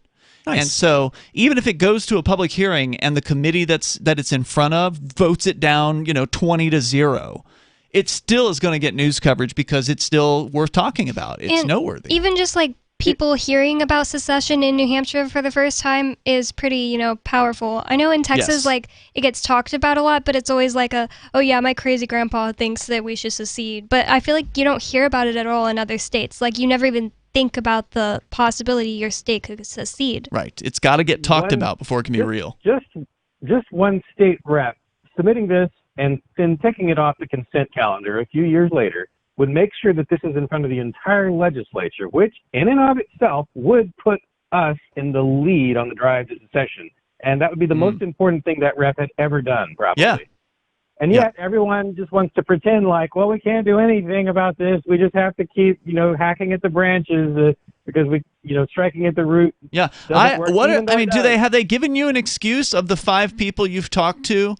What have they said? So, okay, one excuse was, I'm not in a safe district. You should do this with the guy who's in a safe district, and we'll probably only get about 50 votes in front of the House. So he's worried about re-election. Okay. What is safe district? What does it mean? Meaning he might lose the next election based on this one issue. So he doesn't want to be principled because he might lose power. Correct. Cowardice. Okay, next one. This is why I don't vote for libertarians in general. Can you stay, Dave, and talk about it? Can you hang on and talk about it? All right, Dave Ridley here is with us. He is the Dave Ridley from RidleyReport.com. Great activist, and it's amazing that somebody with the clout of Dave Ridley can't even get more than 5 out of 19 so-called Liberty reps to call him back. That's amazing. More coming up here. This is Free Talk Live, 603-283-6160. Are you tired of governments murdering people around the world? Stop using their money. There is an alternative. Bitcoin is a stateless, free market, non-political currency. Bitcoin cannot be inflated or controlled by any government. By using their money, you are helping the state. You have an incredible alternative available now. Learn it, use it, spread it. Get started with Bitcoin at Bitcoin.com. That's Bitcoin.com. Do you feel like your nation, state, or community no longer holds your values? Have you dreamt of a place where people agree that liberty is important and are free to pursue their projects so long as they respect the property of others? There are many people just like you that are discovering freeprivatecities.com. Their social media links are at the upper right of the page at freeprivatecities.com. All skill levels will be needed when the first of the Free Private Cities opens. It's sooner than you think. Stop arguing and build. freeprivatecities.com. Breaking weather news. Belize is sunny and around 82 degrees every day this week. What's the forecast for your life? If current politics and economic prospects are cramping your freedom, escape to the tropics. ECI Development has affordable second homes for you to own or rent in Belize and other tropical countries. Places with stable governments and growing economies. Secure your freedom now. To find out more, send an email to ftl@ecidevelopment.com. Tired of cancel culture? Sick of mega tech corporations holding an axe over your head? Join the LRN.FM Matrix chat server. It's self-hosted, so no one else can tell us what to do or say. Don't like the existing channels? You can make your own. You can even connect into some of our channels from other Matrix servers. It's federated. For the full LRN.FM Matrix experience, though, you should join our server via the step-by-step instructions at chat.lrn.fm. chat.lrn.fm. Free Talk Live. Pushing women to the ground with a camera in her hand, I think a real man wouldn't do that. And you got to be on roids or something to get into that state of mind. Well, Wayne hit it on the head. If they're not on steroids, and a number of them, some of them are, most of them probably aren't. They're not on steroids, maybe, but they're definitely high on adrenaline. Former drug task force officer, when he started with the police, he would get that adrenaline rush from writing a ticket. And then, of course, he acclimated himself to it, and then he needed something else. He needed to escalate. He needed to have something else. So it got so extreme that he would leave people uncuffed. Like he'd bust a coke dealer or something like that, and then just leave them uncuffed on the hopes that they would get up and try to run. So he could kick some butt. Right. Exactly. Yeah. Free Talk Live, 7 nights a week from 7 to 10 Eastern, live on the Liberty Radio Network at LRN.FM.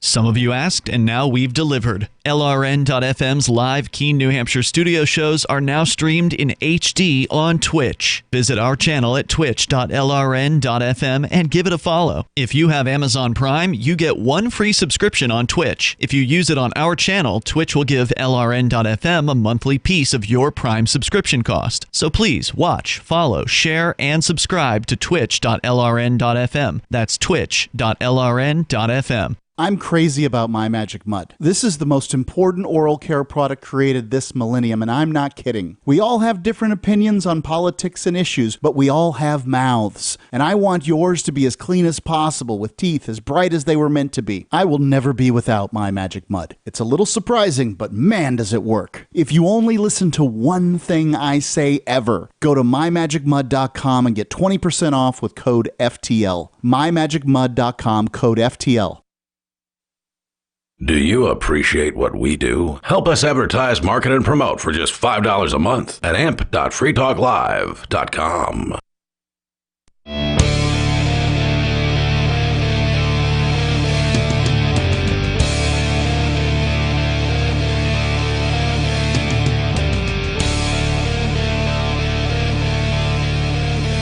This is Free Talk Live. You can bring up what you want here. Number 603-283-6160. We're going to continue with more of your calls and thoughts. In the studio with you tonight, you've got Ian. Aria. And Bonnie. We're on the line with Dave Ridley from RidleyReport.com talking about secession. It's something that needs to happen. Absolutely. It's something it's never that, a better time than now. I agree. I mean, it would have been nice 20 years ago, but, Sure. now it'd be fine too. Somebody's got to do it first, whether it's going to be Texas, whether it's going to be California or New Hampshire. These are definitely three of the, I would say, better states, the three of the states that have some level of a movement for secession. But honestly, New Hampshire's weaker on secession than the Texans and the Californians. Well, the Texans talk more. Yeah, I was going to say, is that true? Because it's true. I have heard about secession in Texas, but it's always, like I said, like, oh yeah, my crazy uncle thinks we should secede. They're going to look down on us too as soon as we make a splash here in New Hampshire. But that said, I think that there is a large native potential for it. I think there's a lot of New Hampshire natives that appreciate the idea. From my outreach that I've done over the years of talking to New Hampshire natives and people about the idea of secession. Dave Ridley, you've been trying to talk to state representatives, the so-called Liberty reps. Now, there's supposedly something like 40-plus state representatives who are Free Staters. This is according to a debate with Jeremy Kauffman from the Free State Project and Angela McArdle of the Libertarian Party nationally. I've actually got that audio, was planning on playing some of it tonight, so maybe we'll jump into that here in a moment. I'm looking forward to it because I still haven't heard any of it. But there's no doubt that the Free Stater or the so-called Liberty reps have in a lot of ways been disappointments. We've yet to see somebody propose an end to the war on drugs. We've yet to see somebody propose secession. But they're political capital. That's the thing. That's what they always say. Is like, well, when you corner one of them, like if you're at an event or something, you talk to them, and these are nice people. I don't dislike them personally. Many of them I consider myself to be friendly with, and they're good people, and I think they're trying to do their best. And obviously, they are playing this game, this political game, and so I'm not telling them how to do their job. I'm just saying I wish we could move a little bit faster here. And I know it's politics and things go slow and it's all about compromise. But if you don't push for what you want, for what you really want, then the compromise is never going to be as far along as it could be. It makes you wonder if what they want is to be a politician. Well, that is a good question. So, Dave, you've been running up against these objections. Has anybody used that term, oh, well, I don't have enough political capital? Because when somebody says, oh, I'm not in a good district, what they're saying is that they think they could lose the next election, and so they're worried about their so-called political capital, that they can't spend the so-called political capital enough on this issue because they're worried about what might happen to them. Alternatively, they could put forward a secession petition, and it could ensure their next election victory. Yeah, it could. Dave, what else? Yeah, Lynn Dighton, the historian, used to say, winning the Battle of Britain is only slightly more important than persuading the world you're winning the Battle of Britain, right? So if the tree falls in the forest and no one hears it, it didn't really fall. And so all these things Liberty reps think they've done, if no one's talking about it, it didn't happen. So they'd be better off submitting something that at least gets people talking, even if it fails, than submitting something that succeeds and no one even knows it happened. Yeah. In most cases, because most of what they're submitting that gets passed is pretty minor stuff, And the other thing is, yes, you're right. This is not. I'm not necessarily completely done with this. If somebody wants to continue working on this and coordinate with me a little bit, first of all, you can contact me at Ridley Report on Telegram or Dave Ridley on Facebook. And I've posted what I know, most of it, to forum.shiresociety.com. So there's a thread there where it's all discussed, and you can get caught up there. The reason why I'd originally suggested the nightcap state rep to you, Dave, was because he had informed me that he just really didn't care what the people in Concord thought about, what his beliefs were or what he puts forward. And he's an awesome guy. Yeah, and so I think he's probably the right guy for this. I reached out to him during the break there to let him know, because again, he just got back from a convention down in Florida, and I said that, hey, is there any news? Ridley's on the radio show talking about it right now. He says he sent you a message on Telegram and has not heard back from you. Oh, good. Okay, well, I'll check that. It's possible I missed that. I sent him an email and never heard back, and I'll send him another one now that I know he's responded. Okay, well, feel free to use me as your middleman if, for whatever reason you guys can't get in touch with each other. But I gave him your phone number and I gave him your email address, so hopefully this will work out and keep us informed. Dave, thanks for the call tonight. I appreciate it. Let's go to Emma. She's on the line, listening in New Hampshire on the radio. Emma, you're on Free Talk Live. Hi, thank you for having me. Sure. What's on your mind? I just wanted to go back to your previous conversation that you guys were having with Bonnie. Yeah, of course. I was born in 2001, so I'm a young person like Bonnie, and my experience has just been very different than hers. Most of my friends, at 20 years old, don't go and sleep with people on the first date. I think it is, like you were saying, a big pressure culture. And I think that that's why people are coming up with new words like demisexual to kind of make what they feel themselves being uncool because they're not going and sleeping around and having all these experiences that other people their age are. But are other people their age having those experiences? I mean, according to the numbers that we've seen here, significantly fewer young people are even having sex in their high school years as compared to, say, Generation X Is previously. that across, the whole country? Because now you're making me wonder because, I'm from... In Texas, I'm from San Antonio. I'm not from, a small place Yeah, this is the whole country. Because, even in where I went to high school, also in Utah, it was, the smallest of small towns. 120 people actually live there. And everybody there is having sex. It's not like you're... Well, that may be because it's such a small town and there's probably not anything else to do. That's kind of true. And my sister, who was born in 2000... all of her friends are all having sex with each other too. So I don't know. I'm starting to wonder if this is a culture thing or if it differs state to state. I don't know, but is it possible they're lying about it, Bonnie? That they're pretending that they're having sex and they're not actually, and that on a survey they would be more likely to tell the truth because the survey is anonymous. You can't really lie about having sex with your classmate without them coming out and being like, I did not have sex with you. What do you think, Emma? My experience has been very different from Bonnie. Most of my friends haven't had sex at my age. So I think my experience has been definitely more in line with the statistics put out by the CDC. It sounds like, so do you know the reason why your friends aren't engaging in sexual activity? It's because they're looking for a relationship and they don't want to jump into bed with someone. When it seems sensible. For a month. In their early 20s? Yeah. I'm very They can look for a lucky, relationship later. Yeah, but people in their early 20s want a boyfriend and that kind of stuff. And that was the last thing I wanted in my early 20s. Well, but also you're somebody who does a lot of sleeping around, so your sex drive is different. I still think, some of my friends are born in 2001 as well. I don't know, all my friends are younger than me. And I would say that even the ones that want boyfriends ultimately had sex in between. So I don't know, I just think it might be a culture thing. I wonder about that. Emma, if you want, can you hang on and talk a little bit more about this? Yeah, sure. Okay, more with Emma here in a moment. Let's talk more about the cultural side. Is she hanging around with a lot of religious people? Is that a factor or what? We'll find out more coming up here in moments. It's Free Talk Live.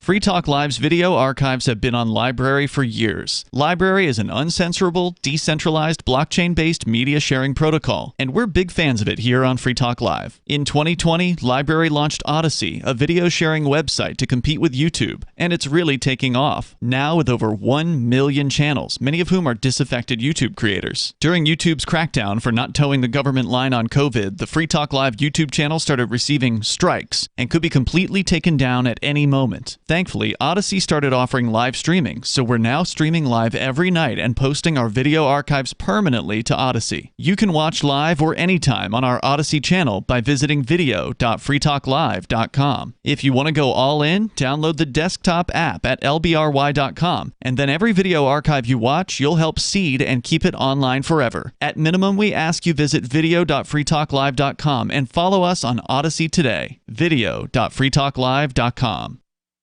From Feature Story News in Washington, I'm Nina Maria Potts with the latest world news.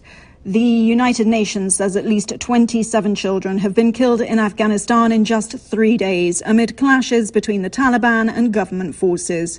There's been an escalation in violence and the Taliban's assault as foreign troops withdraw.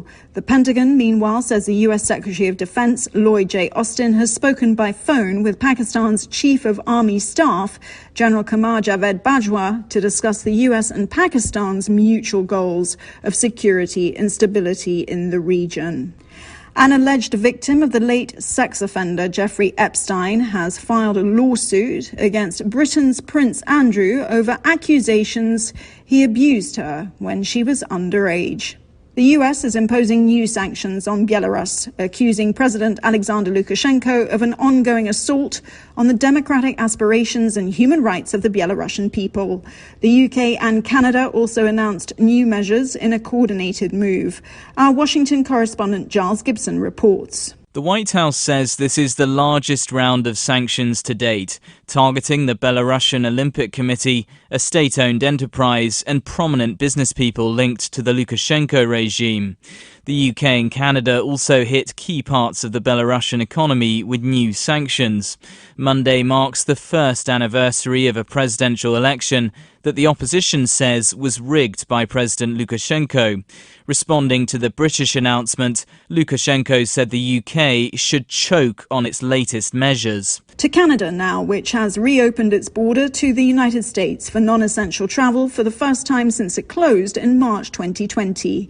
But there are strict rules for those that are hoping to cross. Sarah Walton reports from the US-Canada border at Niagara Falls. There was a big rush at midnight here at Niagara Falls with people keen to cross the border into Canada for the first time since it was closed to non-essential travel because of the pandemic 17 months ago. Those hoping to cross must show they've been fully vaccinated against COVID-19 for at least 2 weeks and provide a negative coronavirus test. But the US is yet to announce when it will reciprocate by opening its border to Canadian tourists. Plans to open the border were delayed last month until at least August the 21st. But with the number of COVID-19 cases in the US increasing daily, driven by the Delta variant, it's not clear if that will go ahead. Sarah Walton, Niagara Falls. And reaction is still pouring in to a key climate change report. Experts are warning the world's set to hit the global warming limit of a 1.5 degrees Celsius temperature rise in the next 20 years. The Intergovernmental Panel on Climate Change says heat waves, flooding and droughts will be more frequent and intense. From bureaus worldwide, this is FSN. Our Matrix server is about as free as internet chat can be. Join the existing rooms or create your own at chat.freetalklive.com.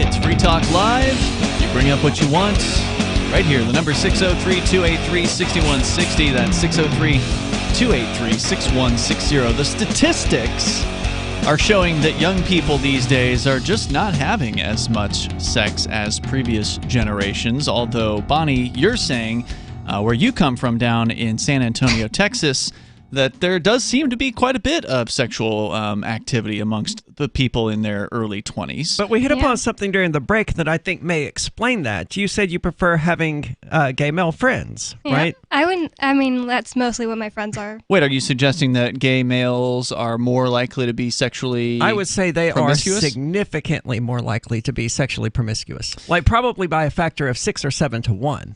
Interesting. Well, we're But going I to don't continue. have no girlfriends, and I'd say that my girlfriends are also promiscuous. Well, let's go back to But Emma. maybe not as much as the boys. She's on the line here and listening in New Hampshire. She's in her early 20s as well and says that, at least amongst her friends, she's not seeing a whole lot of sexual activity. Emma, and I don't want to put words in your mouth, but would that pretty much sum up what you were saying? Yeah, exactly. Now, is there any other factors that might play in here? Like, are you friends with or in the ultra right religious community? Are there certain reasons why that might be the case, or is it just sort of just the natural way things came about for these folks? Well, I did go to Catholic school, but not everybody there was super religious, so I don't know how much religion played a factor in their personal decisions. But I would say it was like a very loving community, so people didn't feel the need to. There was no peer pressure towards it, so that was a good thing. As a general estimate, how many of these people would characterize themselves as, pansexual or demisexual or any of the other alphabet soup of the LGBTQ plus community? I think one girl in my senior class came out as gay like our senior year, but I think that was it. Okay, so very low numbers. Okay. It's interesting. Now, there, lots of the statistics do show that what you're saying, Emma, is the case nationwide, with high school students who'd had intercourse dropping from 54 to 40% from 1991 to 2017. In other numbers here, it's showing that Gen Xers according to this, people in their early 20s are 2.5 times as likely to be abstinent as Gen Xers were at that age. Wow. 2.5 times more likely. Do you think it has to do, Emma, just wild speculation, does it have to do with society and sort of popular culture becoming super sexualized, and there's sort of like a pushback against that? Like, that's somehow a turn off, like seeing all this sexuality amongst pop stars and things like that, or in the movies or whatever? Or is it something else that is leading people to make these decisions? Is it that we're disconnected from one another? Is it that people are less likely to see each other in person? And that was true before COVID. More sure. People were, quote unquote, hanging out on an app than, say, going to the mall and picking up somebody or whatever. What do you think? I can't speak too much to the thoughts of my peers, but I can give my personal experience. Sure. I just don't think that hookup culture is very healthy. I don't think it leads to happy relationships or happy people. I would disagree. I think it's very damaging. I'm probably one of the happiest people I know. You're also unusual. And my life is like 80% hookups. I think I see where Emma's coming from on this, though, because I got to agree with her. Like, to me, I'm totally the opposite from you on this, Aria, and we're a little bit older, you and I, than Emma sure. is. We're not exactly the same age range, from what I understand, but so I'm the oldest person in the room. I'm in my early 40s. But I've never been attracted to having a whole bunch of partners. That to me is completely uninteresting. I'd much rather have a fulfilling relationship with one person. I also have that. And you're having a bunch of partners on top of that. Yeah. Like I said, it's a happy life. I don't see an issue. So do you know anybody, Emma, that has had tried the hookup culture and then been unhappy about it? Because I can agree with you, that seems to be unfulfilling for those that are looking for a connection. Are you a demisexual? I would say so. No, I wouldn't characterize myself as that. I think it's kind of silly to describe yourself like that. But yeah, I do know some people who kind of slept around a little bit. You said slept around. Okay. You said slept around. Sorry. It sounded like something else there for a moment. And we're on the radio. Go ahead with what you're saying. I do know one kid in high school who did that, and they just always seemed kind of sad. And they always were having relationship problems. It just didn't seem... And you would say, Aria, that you could see that would happen with some people, right? Somebody sure, who's it's not for everyone. Using sex to fill some sort of a hole in their life, so to speak. Absolutely. And it doesn't actually fill them up in the way that they are looking for that, whatever. But that's true of people who are using relationships to fill holes in themselves as well. Mm-hmm. Yep. And I would say that could be anything that you do out of moderation, and that that you don't know yourself well enough to know if you can handle. Like, it's not just sex. Like, it's like sometimes even marijuana. People get problems with marijuana. Sure, but you're not going to get a venereal disease from smoking too much pot. You're not going to get a venereal disease from sleeping around if you get tested. And testing will just tell you that you had one. It won't prevent you from getting one. Much more likely. The more sexual partners if everybody gets tested all the time, then treats themselves until they're healthy and then has sex, they would fix that. I mean, certainly people getting tested more often than not is beneficial. That's a good thing. Yeah.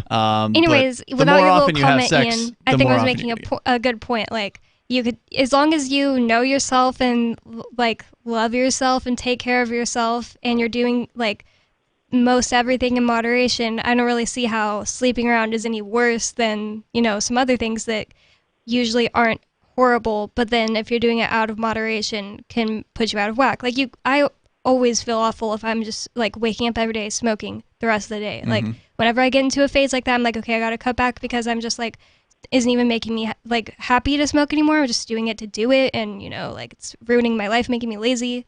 Like, you know, and that's just a. I mean, it all one other depends on thing. the individual. I mean, I've certainly known people who smoked pot like the first thing when they woke up each day, and they were Wake and happy bake. and productive Yep. throughout the entire day. Yeah, and that's actually so true to my point too. Like it's, you know, person to person. Depends There's on some the people individual. that like to have sex all the time.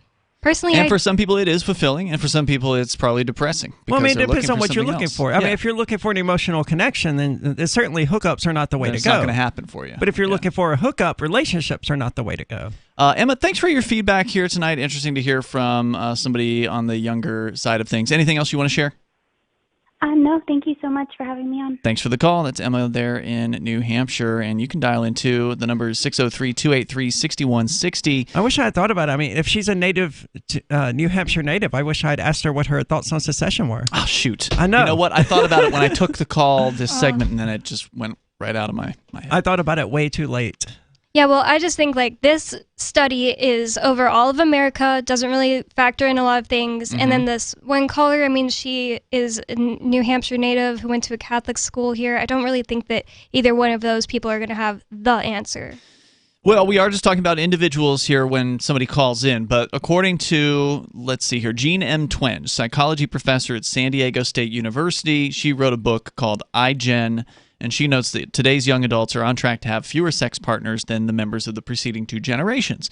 According to the numbers, not only are the people in their early 20s 2.5 times as likely to be abstinent as Gen Xers were at that age, 15% of people in their early 20s report having had no sex since they reached adulthood. So not just as their high school years, but also as they are, you know, in their early 20s, not having any sex whatsoever, total abstinence.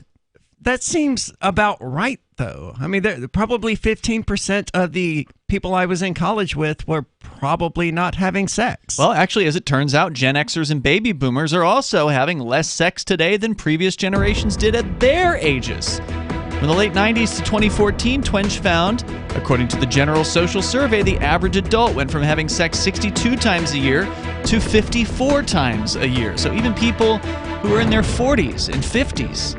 What does and it say about 60s. millennials? It's addressed everyone except millennials.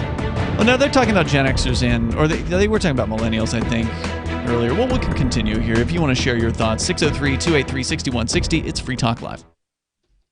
Hi, I'm Derek J. To me, an activist's calling is to actively work to advance a cause. The cause for which I work is personal freedom. I believe my life is best when I engage in voluntary interactions and self-government. I reject the idea that anyone else has a higher claim to my life or my body than I do.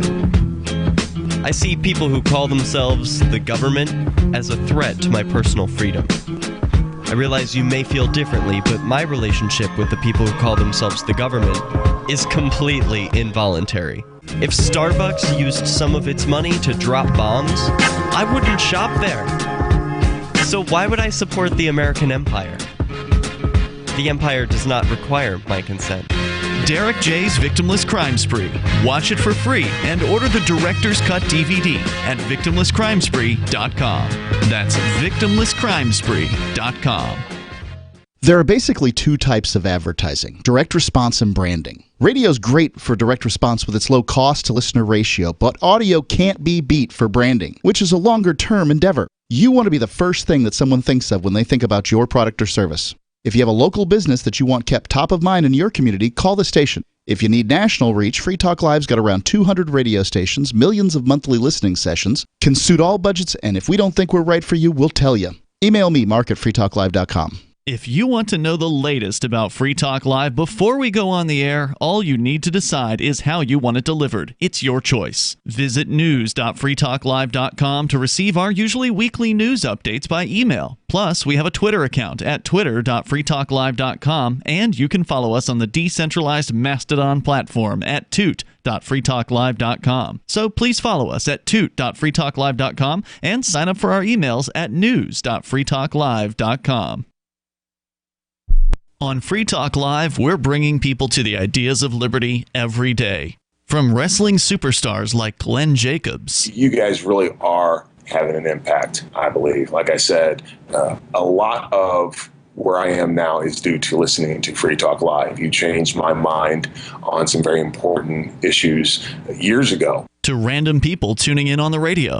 I was kind of stuck in the left-right paradigm. I heard your show by chance on a Saturday night.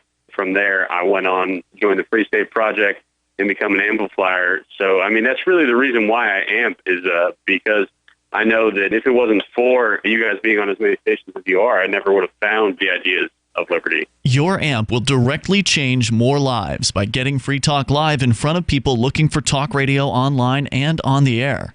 When you amp Free Talk Live, you get perks like access to the AMP-only Facebook group and AMP podcast. Visit amp.freetalklive.com. The LRN.FM social media channels have been revamped. We've eliminated Facebook and focused on other platforms like Twitter and Mastodon, the decentralized alternative to Twitter. On our accounts, you'll find posts from multiple LRN.FM show hosts together in one place. Follow us on Twitter at twitter.lrn.fm, or better yet, move to the decentralized Mastodon social media platform at toot.lrn.fm, toot.lrn.fm. I think you'll like it. Looking for a great real estate investment? Consider New Hampshire, which is ground zero for the Liberty Movement. Your first call should be to Mark Worden from Porcupine Real Estate. He's more than just a real estate agent. He's your New Hampshire concierge. Where are the best places to live? Do you want farm, city, the burbs, or forest? Do you want a duplex or multifamily building so that renters pay your mortgage? There are homes in all price ranges in New Hampshire, and Mark can help with financing too. Invest in liberty and property. Mark Worden can help. PorcupineRealEstate.com. You can stick it to the man and big tech. Join our FTL social mastodon at social.freetalklive.com.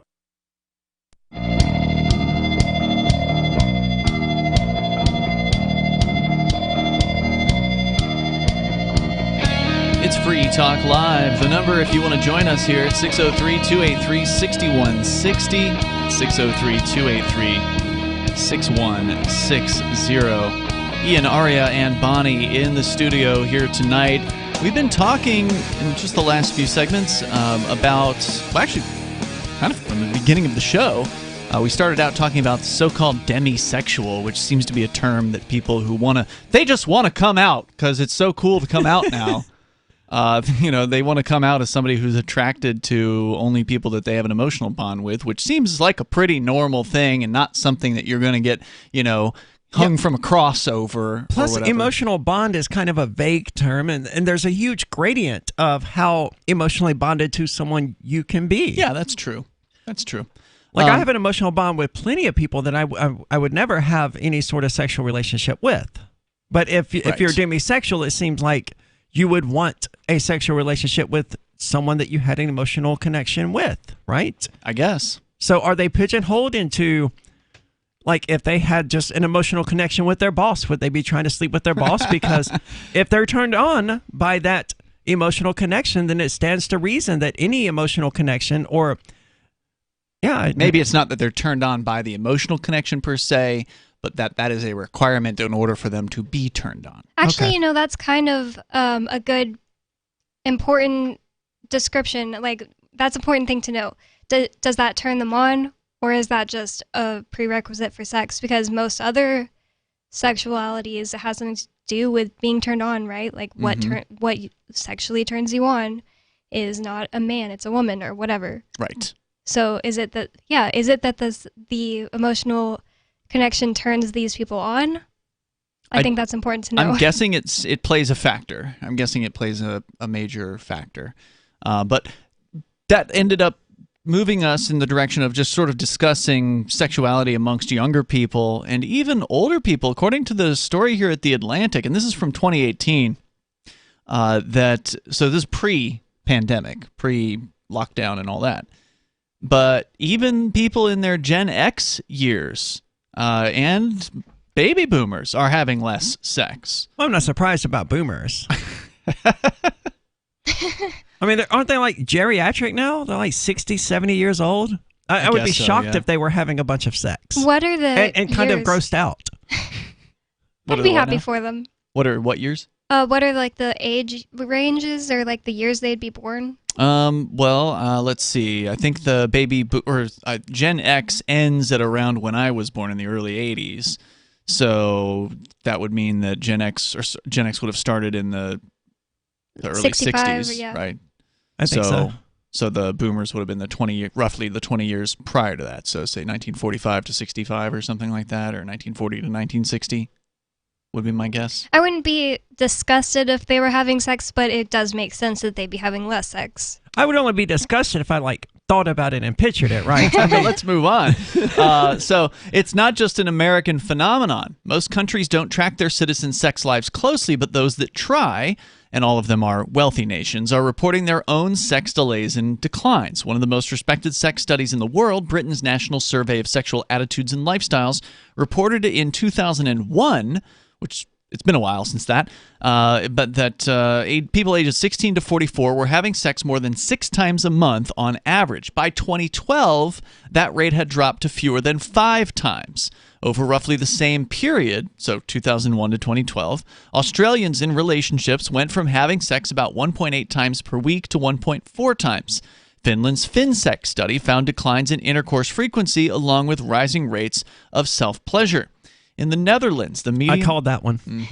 In the Netherlands, the median age at which people first have intercourse rose from 17.1 in 2012 to 18.6 in 2017. That's just in a 5-year window. And other types of physical What was the first age? 17.1 in 2012, and then it rose to 18.6 in 2017. And other types of physical contact also got pushed back, even kissing.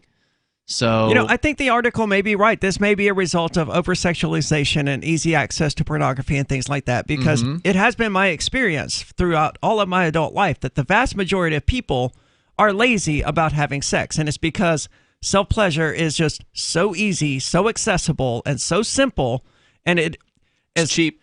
And it achieves, the same endorphin releases that they're trying to get. So why go through the effort? I imagine that's probably a large factor in all of this. And plus, you can also, maybe whether or not people factor this in consciously or not, there's also the sort of propensity, it seems like these days, of people just to scream rape when there really wasn't any. And so I could understand why young people are like, why do I even want to risk this?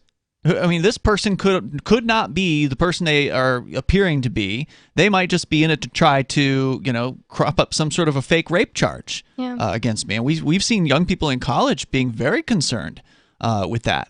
And that's sad. It is. I mean, when I go to a bar and I meet a chick or a guy or something like that, the idea that one of us could cry rape never occurs to me. I'm glad that's the case, but it must occur to some people. I mean, it could happen one day, Yeah. But it just isn't something that I sit around worrying about. One of my friends earlier this year was telling me how he had sex with a girl, and afterwards she was like crying that she felt used and all this stuff, even though she was the one that came on to him. And I was just telling him, don't let her manipulate you like that. Like, you didn't do anything wrong. If she wanted to do it, then she wanted to do it. Like, what the heck? That's just so weird. And that's the kind of person who the next step from complaining about feeling used could be getting angry and going to the police. So crazy. That's a pretty scary thing. Make narc culture not cool again. Sweden, by the way, which hadn't done a national sex study in 20 years, recently launched one, alarmed by polling that suggested that Swedes as well were having less sex. The country, which has one of the highest birth rates in Europe, is apparently disinclined to risk its fecundity. Quote, if the social conditions for a good sex life, for example through stress or other unhealthy factors, have deteriorated, said the Swedish health minister in an op-ed at the time, it is a political problem, he says. And that brings us to Fertility Challenge At least Japan. their politicians are focused on the right thing, getting their people laid. Good on you, Sweden. Instead of screwing their people? Yeah. Right. And isn't that the same country? Uncle Sam wants you to have a healthy sex life. With the low COVID And they've got the no mask restrictions, right? Yeah. They must be really serious about getting laid. That brings us to Fertility Challenge Japan, which I mentioned earlier, in the midst of a demographic crisis and has become something of a case study in the dangers of sexlessness. In 2005, a third of Japanese single people between 18 to 34 were virgins. Wow, a third of them? Yeah, and here it was 15%, if you remember, in the early 20s. By 2015, so again, that's 2005, it was a third. By 2015, 43% of people in the 18 to 34 age group were virgins. In Japan? In Japan. That's But insane. Aren't they also really conservative there? I know in Korea they are, but I don't know. Well, I mean, they say that about every country, right? The United States was supposed to be really conservative, too. The only difference is, I don't know. I guess you do have a point, yeah. But they've always been conservative, so why now this? Well, I mean, people still, in theory, even though they're conservative, still have a drive to have sex, right? I think the number one answer really is, well, there is the rape thing, but also I think the number one answer really is masturbation.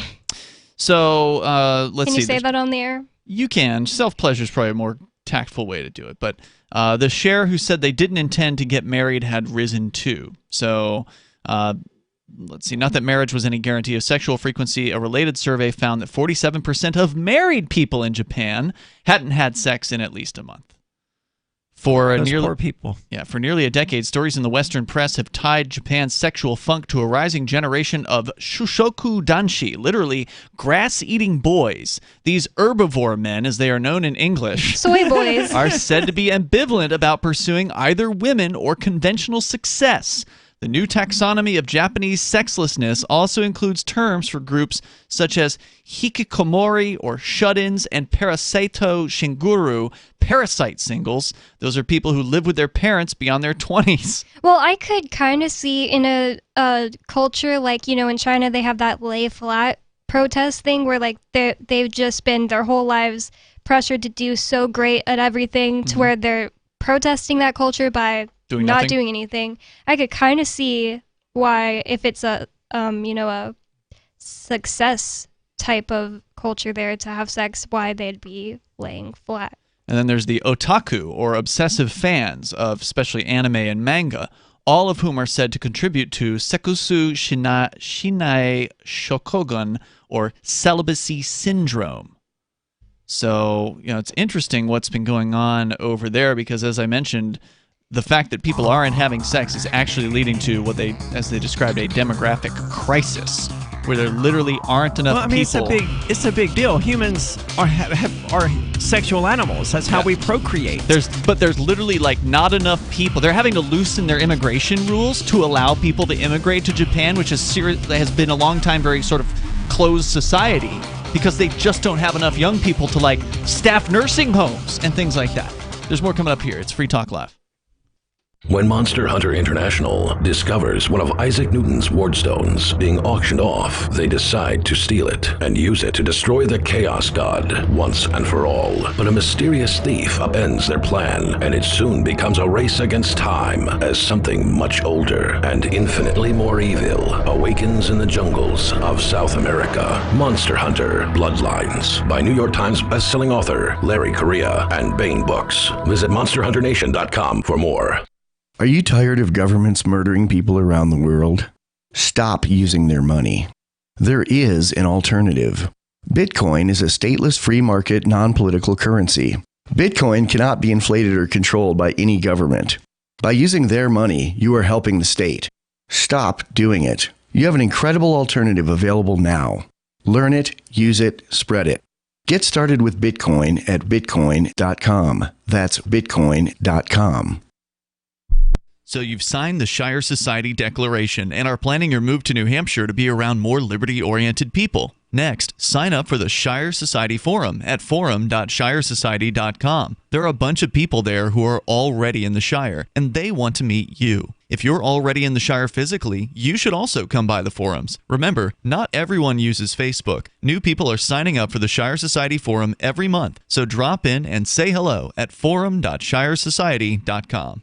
There are lots of ways to listen to Free Talk Live. Our podcast has been around since podcasts began, and now the FTL feed is loaded with content besides our full show archives. Did you know that we make it easy for you to customize your podcast subscriptions? We have different feeds, one that includes only our full shows, one with just the Daily Digest, and our main feed that includes everything. You decide what you listen to. It's quick and easy to customize your feeds at feeds.freetalklive.com. That's feeds.freetalklive.com.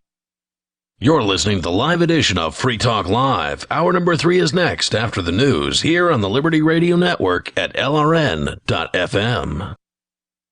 From Feature Story News in Washington, I'm Nina Maria Potts with the latest world news.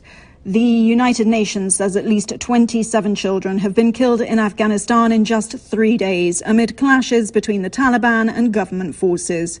There's been an escalation in violence and the Taliban's assault as foreign troops withdraw.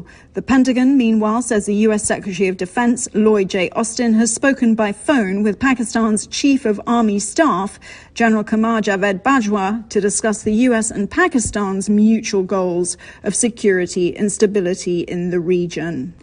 An alleged victim of the late sex offender Jeffrey Epstein has filed a lawsuit against Britain's Prince Andrew over accusations he abused her when she was underage. The US is imposing new sanctions on Belarus, accusing President Alexander Lukashenko of an ongoing assault on the democratic aspirations and human rights of the Belarusian people. The UK and Canada also announced new measures in a coordinated move. Our Washington correspondent Giles Gibson reports. The White House says this is the largest round of sanctions to date, targeting the Belarusian Olympic Committee, a state-owned enterprise, and prominent business people linked to the Lukashenko regime. The UK and Canada also hit key parts of the Belarusian economy with new sanctions. Monday marks the first anniversary of a presidential election that the opposition says was rigged by President Lukashenko. Responding to the British announcement, Lukashenko said the UK should choke on its latest measures. To Canada now, which has reopened its border to the United States for non-essential travel for the first time since it closed in March 2020. But there are strict rules for those that are hoping to cross. Sarah Walton reports from the US-Canada border at Niagara Falls. There was a big rush at midnight here at Niagara Falls with people keen to cross the border into Canada for the first time since it was closed to non-essential travel because of the pandemic 17 months ago. Those hoping to cross must show they've been fully vaccinated against COVID-19 for at least 2 weeks and provide a negative coronavirus test. But the US is yet to announce when it will reciprocate by opening its border to Canadian tourists. Plans to open the border were delayed last month until at least August the 21st. But with the number of COVID-19 cases in the US increasing daily, driven by the Delta variant, it's not clear if that will go ahead. Sarah Walton, Niagara Falls. And reaction is still pouring in to a key climate change report. Experts are warning the world's set to hit the global warming limit of a 1.5 degrees Celsius temperature rise in the next 20 years. The Intergovernmental Panel on Climate Change says heat waves, flooding and droughts will be more frequent and intense. From bureaus worldwide, this is FSN. With FSN Spotlight, I'm Simon Marks. Today, the frustration of climate change activists over yesterday's landmark report by the UN's Intergovernmental Panel on Climate Change. UN Secretary-General Antonio Guterres himself called it a code red warning for the world about the damage human behavior is doing to the environment, some of it now irreversible, according to the report's authors. For those who have urged action from the climate change trenches for years, the report sparks particular emotions. Sort of total despair and total rage. I haven't thought about much else all day. Roger Hallam is one of the co-founders of Extinction Rebellion, a global environmental movement that uses civil disobedience to try and draw attention to the issue. 15 years ago, we had an extreme weather event in Wales. It rained every day for 7 weeks. I lost all my crops. I was a bit of a happy-go-lucky sort of guy, and then it dawned on me that this was something structural. I've been waiting for those 15 years for governments to wake up to their responsibilities and stop the mass death and mass destruction that's now effectively locked in. He says he doesn't feel vindication so much as frustration that politicians have failed to act. And there are many voices this week suggesting that the UN's report is a final wake-up call on global society to try and head off disaster. With FSN Spotlight, I'm Simon Marks. And a reminder now of the hour's top story. The Pentagon says U.S. Secretary of Defense Lloyd Austin has spoken by phone with Pakistan's Chief of Army Staff, General Qamar Javed Bajwa, to discuss the U.S. and Pakistan's mutual goals of security and stability in the region. The UN says at least 27 children have been killed in Afghanistan in just 3 days amid clashes between the Taliban and government forces. And that's the latest world news from Feature Story News. I'm Nina Maria Potts in Washington. The chimpanzee spends most of its day in the jungle, carelessly swinging from tree to tree and picking mites off itself, instead of building shelter and teaching itself how to read. This chimp is named Bolo, and researchers at Duke University have shown that he can solve three-dimensional logic puzzles, an impressive feat indeed, until you learn that human children as young as 3 are also able to solve the puzzle. Even a mentally handicapped human is capable of verbal speech, something no chimpanzee has ever been able to accomplish, despite working vocal cords capable of howling in irritation after soiling itself. Chimps have been observed using tools, but their tools are little more than sticks. Even driving and preparing pancakes, tasks we leave to the stupidest, least educated humans, lay beyond the capabilities of the chimp. This is the Onion News Network.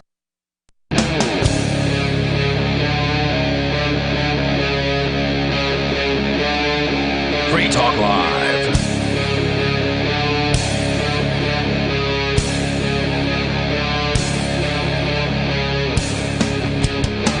Hey, it's Free Talk Live. We're kicking off the third hour of the program. You can bring up whatever is on your mind. And the number to do that, 603-283-6160. That's 603-283-6160. I'm going to put this Atlantic story, which we were reading some excerpts from with some of the studies and the numbers of different, not just in the United States, but other countries around the world, in the Western world, if you will, where sex is like, it's going down as far as the numbers of people having it. And it's going down. It's going down. And it's an actually really exhausting story. There's a lot of information in here, and it's very, very interesting, and there's no way we can share this whole thing with you. So I'm going to put it up on our social media. You can go to social.freetalklive.com, and it is fascinating. So I recommend you take, if you're interested in this subject, that you take a closer look at this piece by Kate Julian at The Atlantic, and that'll be at social.freetalklive.com. That's our social media site where you can join up and have more freedom to express yourself, unlike big tech media platforms like, Facebook and Twitter, where they might just decide to ban you. Yeah, you won't get this post needs to be fact-checked by vaccine-approved companies if you post something controversial but true to our Mastodon server.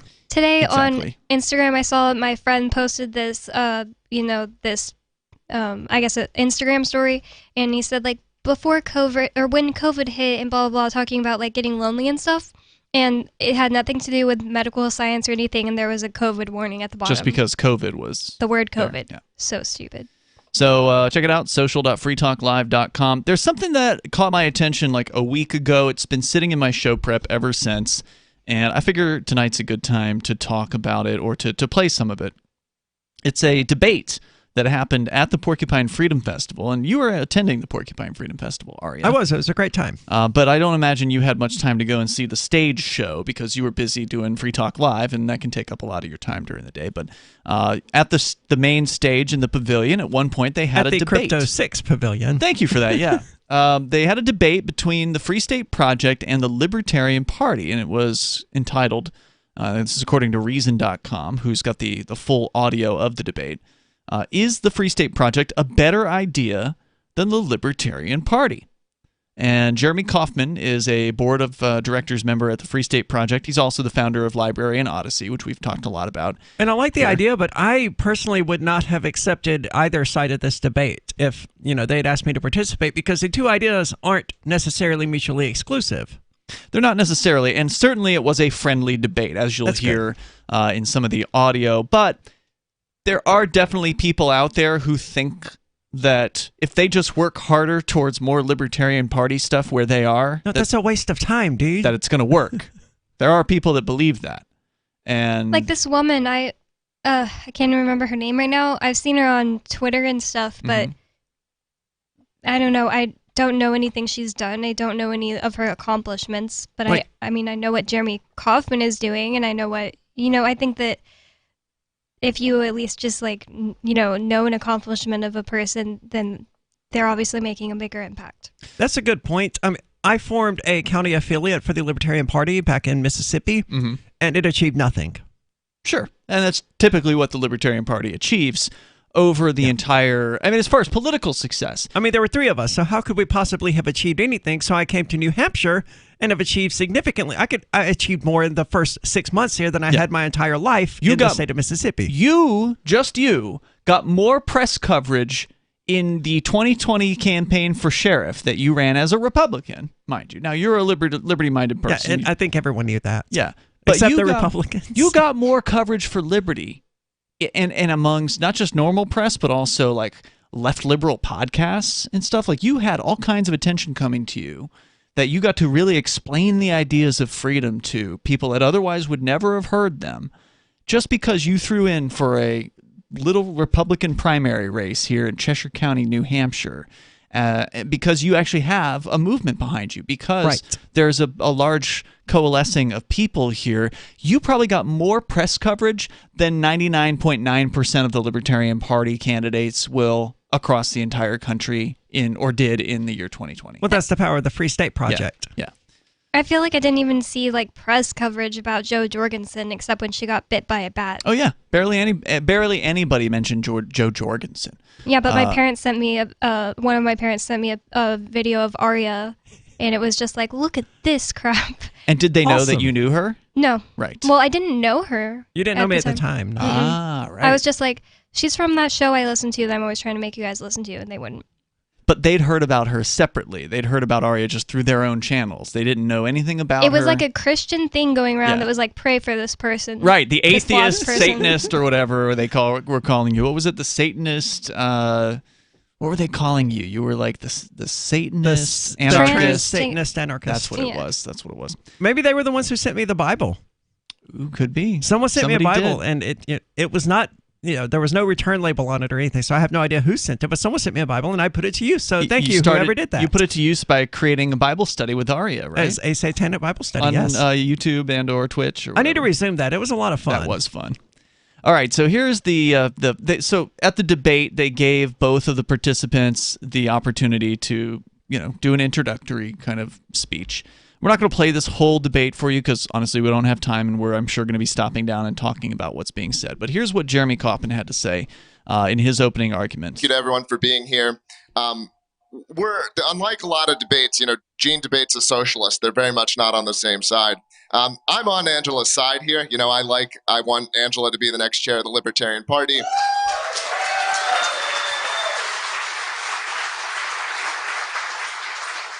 And I support making the Libertarian Party libertarian again. I would agree with that. It's not very libertarian at the moment. That's one of the problems with the Libertarian Party is so much time and effort is spent fighting over the Libertarian Party. Well, there's all these factions within the Libertarian Party. There's the so-called pragmatists that want to make it more pragmatic and, appeal to a wider variety of people. And then there's the people like Jeremy or you or I who are saying, well, we need to stick to principle. This is supposed to be the party of principle. That's what brought me in. Because if you don't stick to principle, then you become an elected official, and then you do things like, I don't want to sign this secession. I don't want to introduce this bill because I might lose my political capital or whatever. To be fair, those are elected Republicans saying that. But yes, that is the problem. Yeah, it's the same basic concept. Let me go on here. But nonetheless, I do want to convince you that there is a better strategy than attempting to achieve a national libertarian movement, and that movement is to concentrate libertarians here in New Hampshire. And I'm going to give basically two arguments, or two broad categories of argument. One is sort of an argument from first principles and theory, and the other is from evidence. All the stuff that's been happening here, sort of the proof that this is all working. So I'm going to start with a bold prediction, and it's that partisan politics has clearly failed. Libertarian presidential candidates consistently fail to break the 1 or 2% barrier, while no libertarian candidate has ever won an election for federal office. What is the chance that the libertarian presidential candidate will ever get 5% of the vote in the next, say, 20 years? Virtually zero. I'd bet the farm on that. And what is the chance that libertarians will take over the presidency, Congress, Supreme Court, and enact their entire program? One would have to be utterly delusional to consider this possibility, so long as the United States political system exists in its current form. Now, that was a prediction about what would happen in the next 20 years. That prediction was actually made 20 years ago, next month. That was the opening sentence of the essay that announced the Free State Project. That is a strong Zing. opening, Jeremy. Yeah, that's Holy awesome. crap. Wow. Yeah. I mean, I don't like it. It sucks that it's true, but it's very, very true. Right, and the truth is that in the last 20 years, just like the 30 years prior to that, the Libertarian Party has not had any measurable growth as far as its political successes are concerned nationwide. And she won this debate, right? So she must have really thrown down after that opening. Look, well, you can decide for yourself as far as whether or not this lady won the debate coming up here. Debates are won based on who's moved in the audience or whatever, and you get to decide whether you're moved or not in moments. It's Free Talk Live. Do you feel like your nation, state, or community no longer holds your values? Have you dreamt of a place where people agree that liberty is important and are free to pursue their projects so long as they respect the property of others? There are many people just like you that are discovering freeprivatecities.com. Their social media links are at the upper right of the page at freeprivatecities.com. All skill levels will be needed when the first of the Free Private Cities opens. It's sooner than you think. Stop arguing and build. freeprivatecities.com. Breaking weather news. Belize is sunny and around 82 degrees every day this week. What's the forecast for your life? If current politics and economic prospects are cramping your freedom, escape to the tropics. ECI Development has affordable second homes for you to own or rent in Belize and other tropical countries. Places with stable governments and growing economies. Secure your freedom now. To find out more, send an email to ftl@ecidevelopment.com.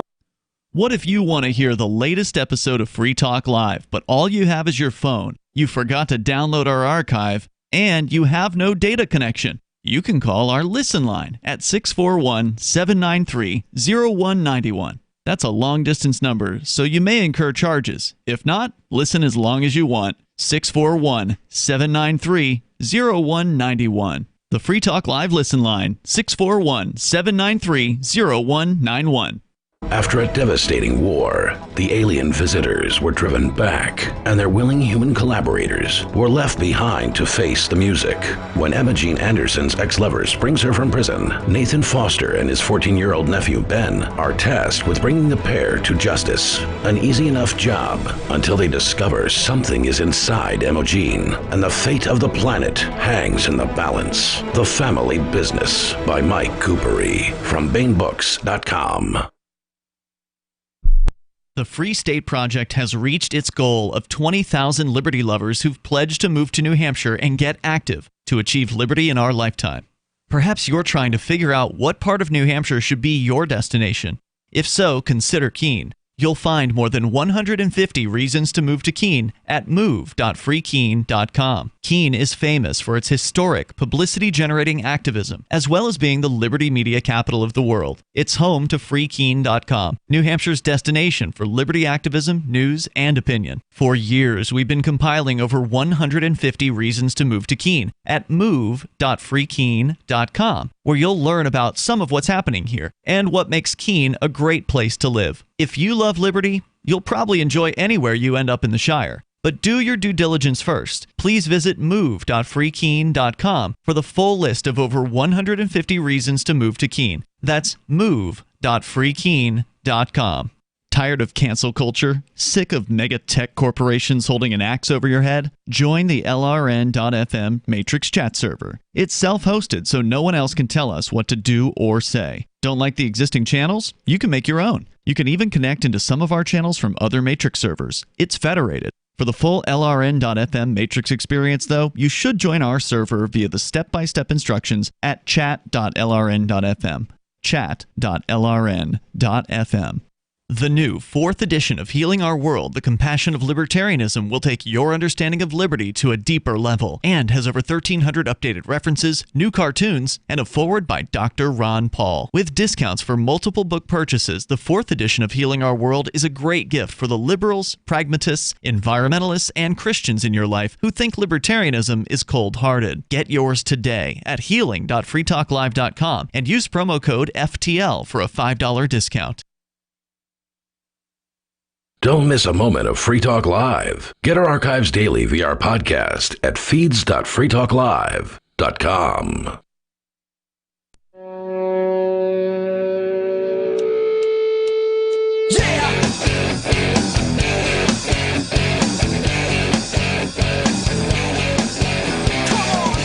It's Free Talk Live.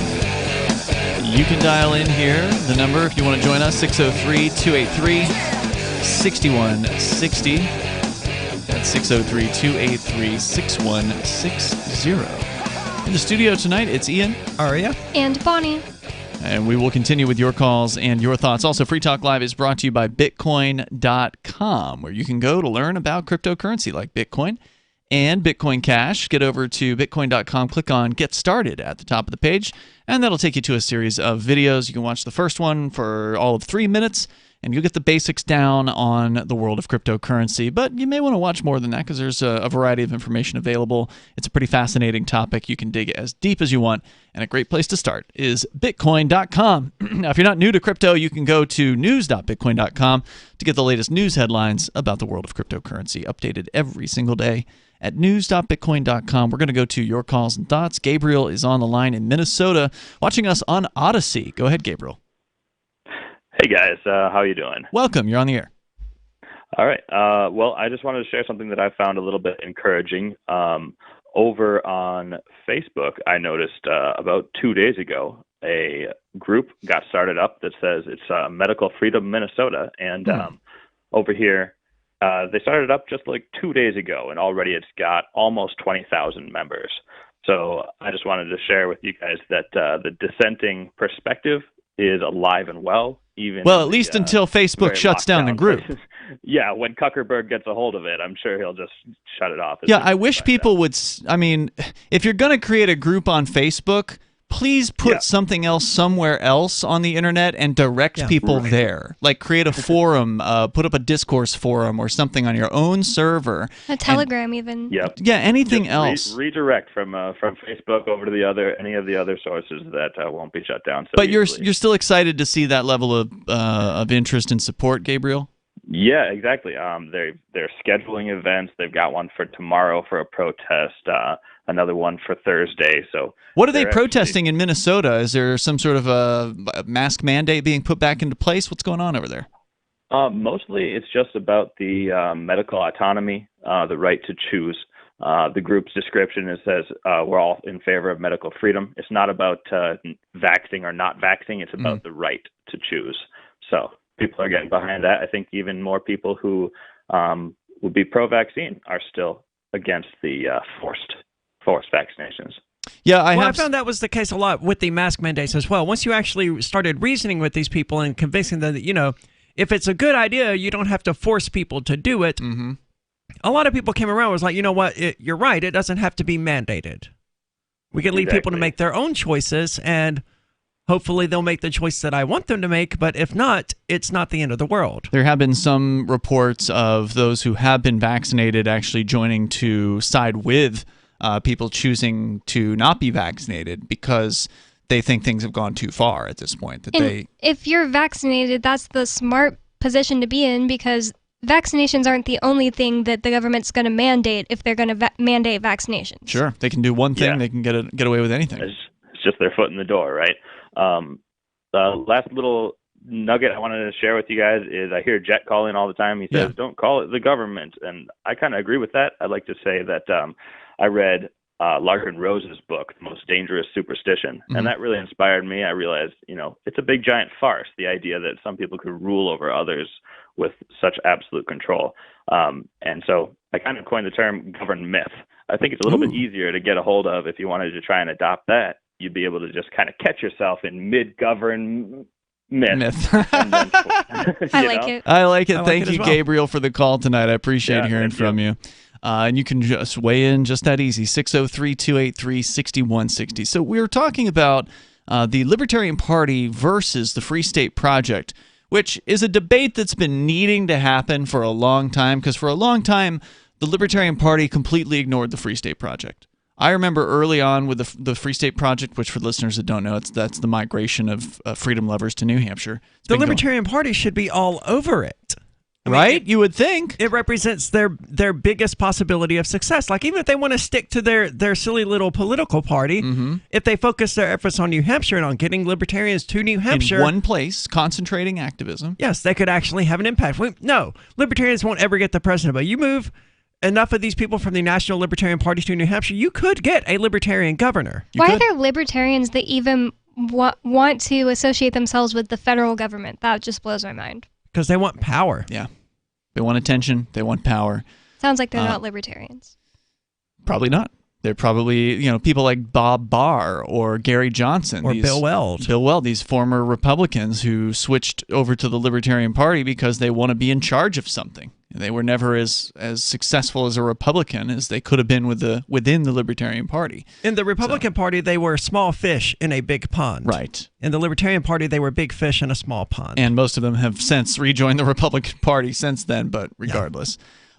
So let's go on here with the debate between Jeremy Kauffman and Angela McArdle. She is currently a candidate for chairperson of the National Libertarian Party, and Jeremy is a board of directors member of the Free State Project. So when Jason Sorens founded the Free State Project, it was in recognition 20 years ago that the Libertarian Party would not be able to achieve what it set out to do. It's 20 years later, and I think that evidence is overwhelming. He made a prediction. He said he'd bet the farm, and it came true. So that's not a prediction I was actually making. That's what Jason said 20 years ago. So I want to talk about why the Libertarian Party can't work. And so this is sort of the first principles argument. This is probably the argument I'm going to give that's going to cause me to lose the debate. But I'm a strong-headed person. I'm going to give it anyway. So this is something that I think it's tough to get some libertarians to accept, but I think it's nonetheless true. And if you accept this, it really does change the way that you approach libertarianism.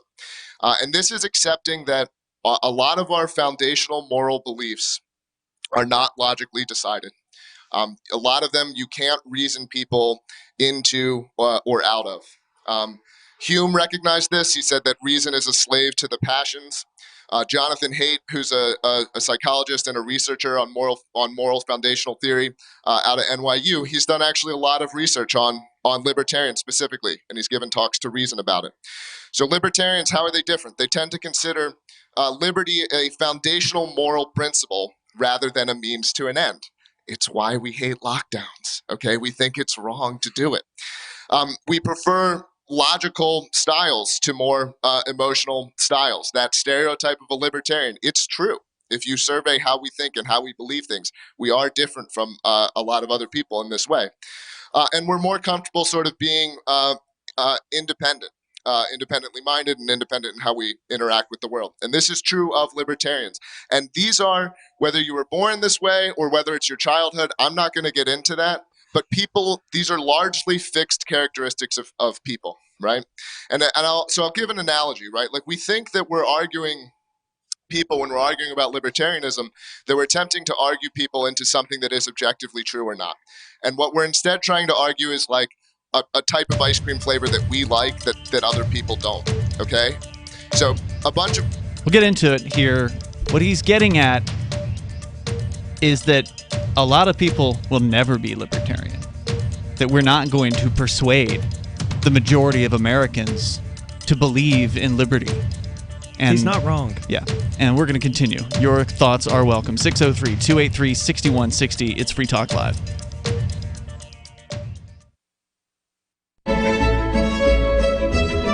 Karl Wattner, longtime proponent of a voluntary society, died last December. You may have seen his articles published on his website, voluntarist.com, in his newsletter, The Voluntarist, the Mises Institute, or elsewhere over the last 40 years. His newest book, I Must Speak Out, Volume 2, The Best of the Voluntarist, is now available via Liberty Under Attack Publications. This 430-page second volume spans the years of 2000 through 2020 and includes articles by Karl Wattner, Hans Hermann Hoppe, Karl Hess, Benjamin Tucker, George H. Smith, Lysander Spooner, Pete Eyre, Joyce Brand, and many others. I Must Speak Out is for the newly initiated, the veteran voluntarist, or anywhere in between. Buy the book now at libertyunderattack.com/voluntarist. For more great content on building a voluntary society and for Karl's extensive archives, check out voluntarist.com.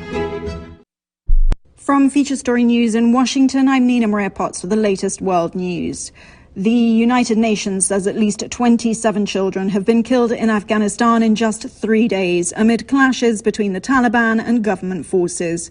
There's been an escalation in violence and the Taliban's assault as foreign troops withdraw. The Pentagon, meanwhile, says the U.S. Secretary of Defense Lloyd J. Austin has spoken by phone with Pakistan's Chief of Army Staff, General Qamar Javed Bajwa, to discuss the U.S. and Pakistan's mutual goals of security and stability in the region. An alleged victim of the late sex offender Jeffrey Epstein has filed a lawsuit against Britain's Prince Andrew over accusations he abused her when she was underage. The U.S. is imposing new sanctions on Belarus, accusing President Alexander Lukashenko of an ongoing assault on the democratic aspirations and human rights of the Belarusian people.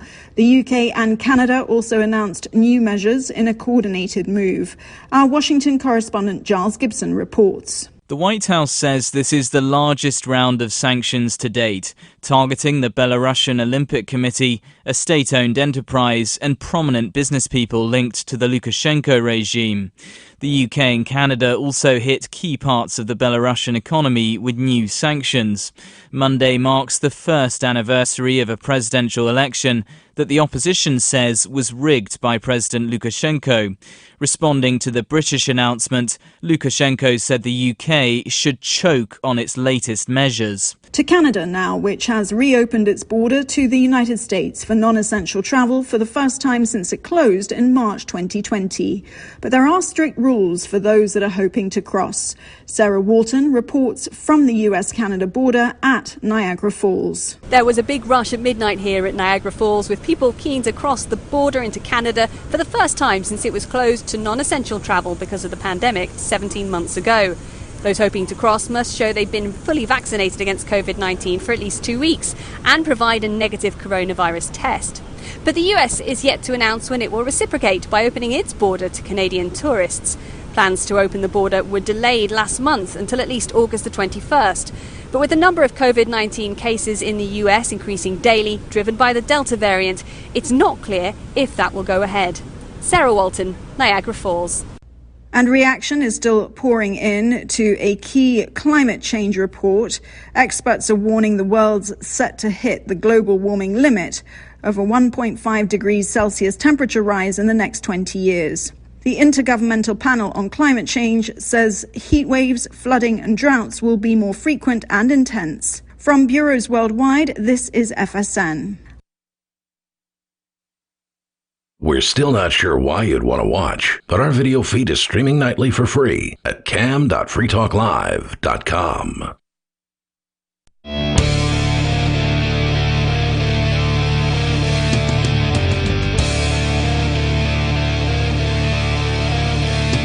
It's Free Talk Live. The number here, if you want to join in, 603-283-6160. We're talking about why the Libertarian Party can never succeed on a national level. At least that's the argument that Jeremy Kauffman is in the midst of making from the Free State Project at a debate that took place at the Porcupine Freedom Festival this year. We've got the audio from it courtesy of Reason.com. The full audio I will post for you a little bit later on our social site over at social.freetalklive.com. The full audio is over an hour long. It starts with two 15-minute statements with the debaters and then questions from the audience. And so it's a pretty interesting thing. I did listen to the entire thing before I'm like, yeah, I want to put some of this on the air. I bet it's fascinating so far. It's an interesting discussion. And in my opinion, Jeremy just cleans this lady's clock. Although technically she, quote, wins the debate. I mean, he did that with his opening statement. Yeah. I mean, it doesn't matter what she says after this. I mean, he's already, in my mind, soundly defeated her. But let's continue here, because he's making the point that libertarians are a certain way, that people who believe in liberty are very principled. We're very moral. We believe that, it's the individual's freedom to make choices about themselves, regardless of what other people think. He made a really good point, which is that, we are against the lockdowns for moral reasons, and It doesn't matter to us if they work or not. That's not the issue here. We're against them because it's wrong to force people to stay home and close their businesses and all that other stuff. Correct. And I made the point during the lockdowns that if it were 10 times more people dying, I still would oppose them. Right, because it's not about saving lives or not saving lives to us. It's about the human freedom. The freedom to choose, to make a good choice or not. So we continue here with Jeremy Kaufman's opening statement. A lot of people like vanilla and chocolate. All right, we kind of like strawberry, and it's okay that we like strawberry. You don't have to be embarrassed about liking strawberry more than chocolate and vanilla, but it's a minority preference.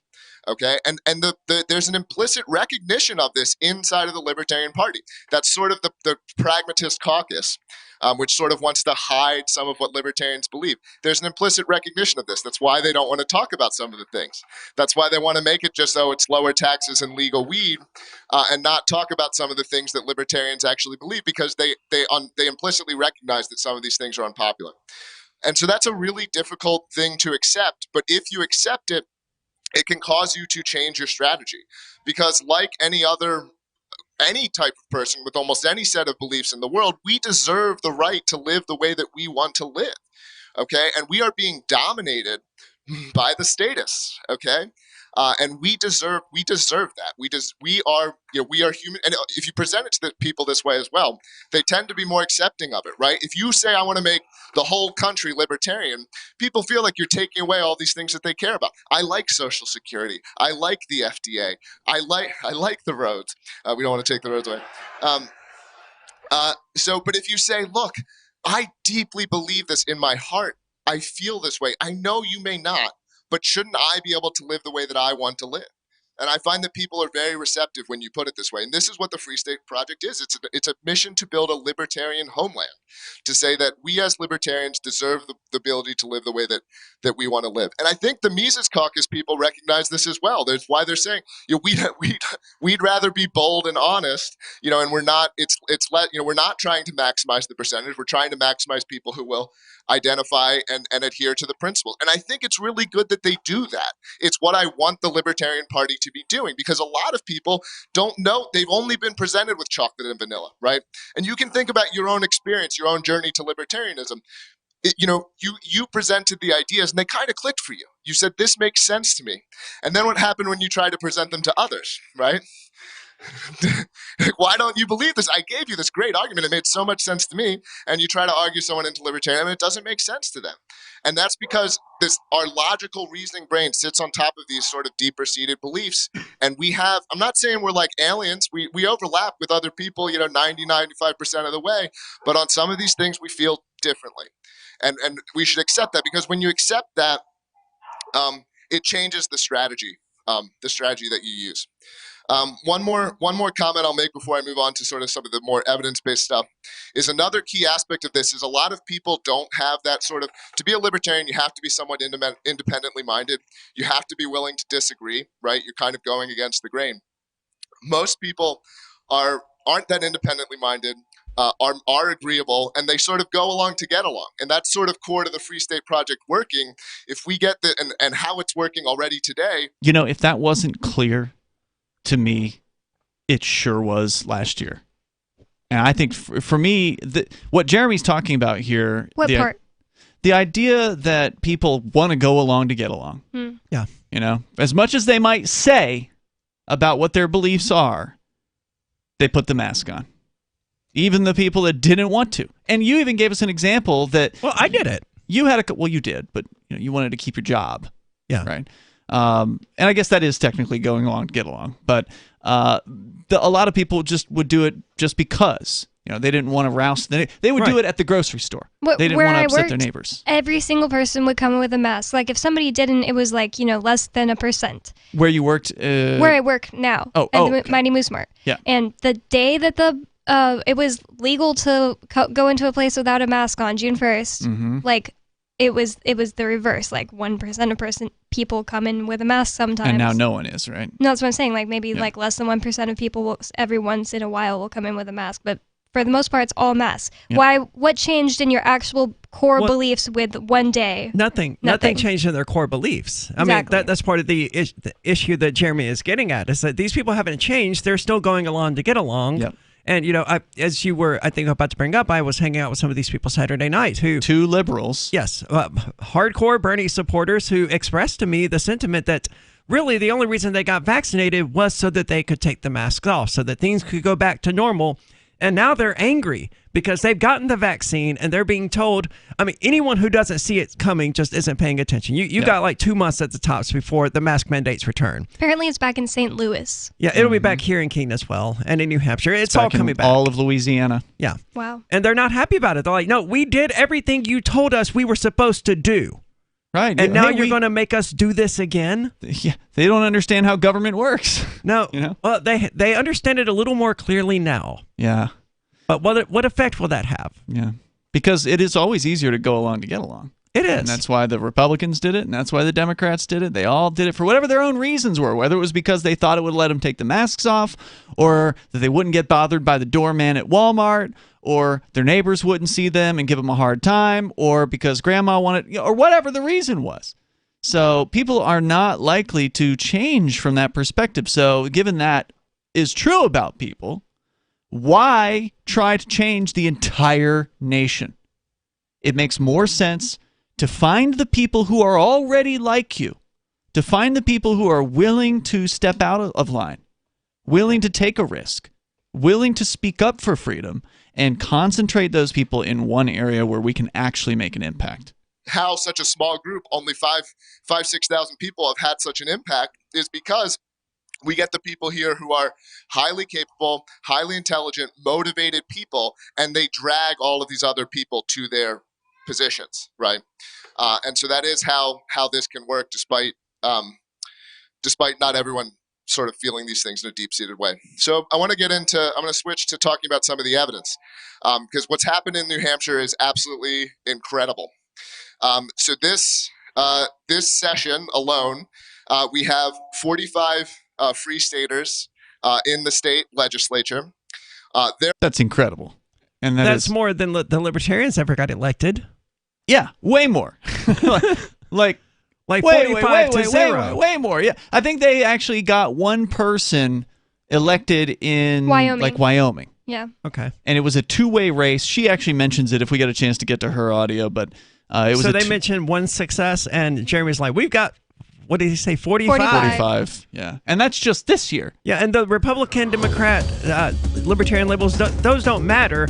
These are free staters. We're not operating under the Libertarian Party banner here. Correct. We'll continue here, and your calls and thoughts welcome if you want to join us here on the difference between the Libertarian Party nationally and their almost complete lack of success in 50 years since 1970, and the Libertarian or the Free State Project in only the last 20 years, roughly. Here in New Hampshire. More coming up. Free Talk Live. This is Michael Dean from the Freedom Fiends. I've run websites since 1996 and have used over a dozen web hosts in that time. AgristHosting.com is the only one that hasn't broken my heart. Agrist Hosting's uptime and service is stellar, and their DDoS mitigation is the best I've seen. That's important because if you tell the truth in this world, you'll ruffle feathers. And some people will try dirty tricks to silence your voice. No matter what the haters hit us with, Agrist Hosting keeps our websites online. If you have a mission-critical commercial presence or a world-changing activism site, you cannot tolerate any skullduggery. So go with AgristHosting.com. Have a WordPress or blog site, but you're not satisfied with performance or uptime? Or just want raw hosting? Want to pay with Bitcoin? Agris Hosting specializes in high-performance hosting with personalized service. Go to agrishosting.com and click on the button that says Get Hosted. That's agrishosting.com. Are you a cryptocurrency advocate? The Crypto Tip is the ideal outreach tool to help new people discover cryptocurrency. It's a printable business card-sized tip that you can give to service providers, preferably in addition to a good cash tip. When the server scans the QR code, it'll bring up an explanation of cryptocurrency, how to install a wallet, and allow them to claim the tip. If they don't claim the crypto, you get your tip refunded to you after a time period you specify. Plus, if they do claim the tip, you get an email alert. Create as many tips as you want at cryptotip.org. That's cryptotip.org. Some of you asked, and now we've delivered. LRN.FM's live Keene, New Hampshire studio shows are now streamed in HD on Twitch. Visit our channel at twitch.lrn.fm and give it a follow. If you have Amazon Prime, you get one free subscription on Twitch. If you use it on our channel, Twitch will give LRN.FM a monthly piece of your Prime subscription cost. So please watch, follow, share, and subscribe to twitch.lrn.fm. That's twitch.lrn.fm.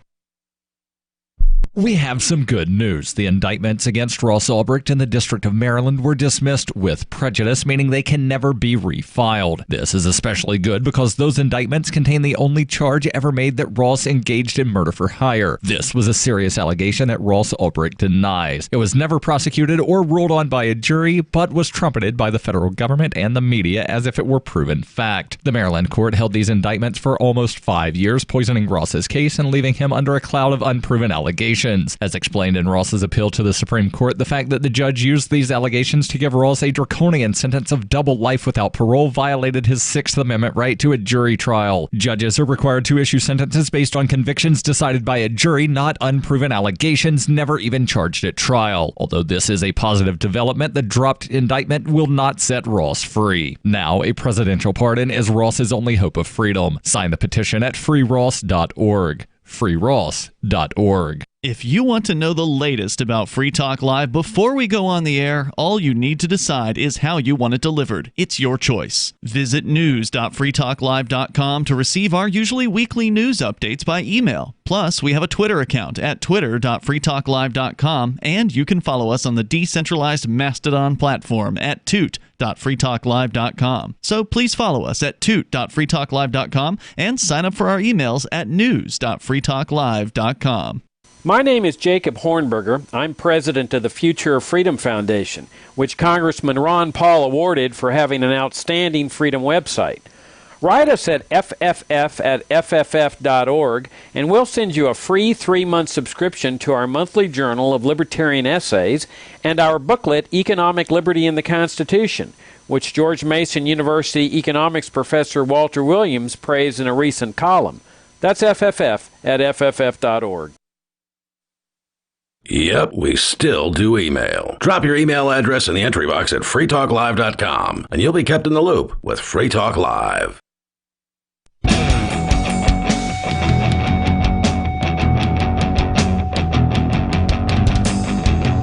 It is Free Talk Live. Number here, 603-283-6160.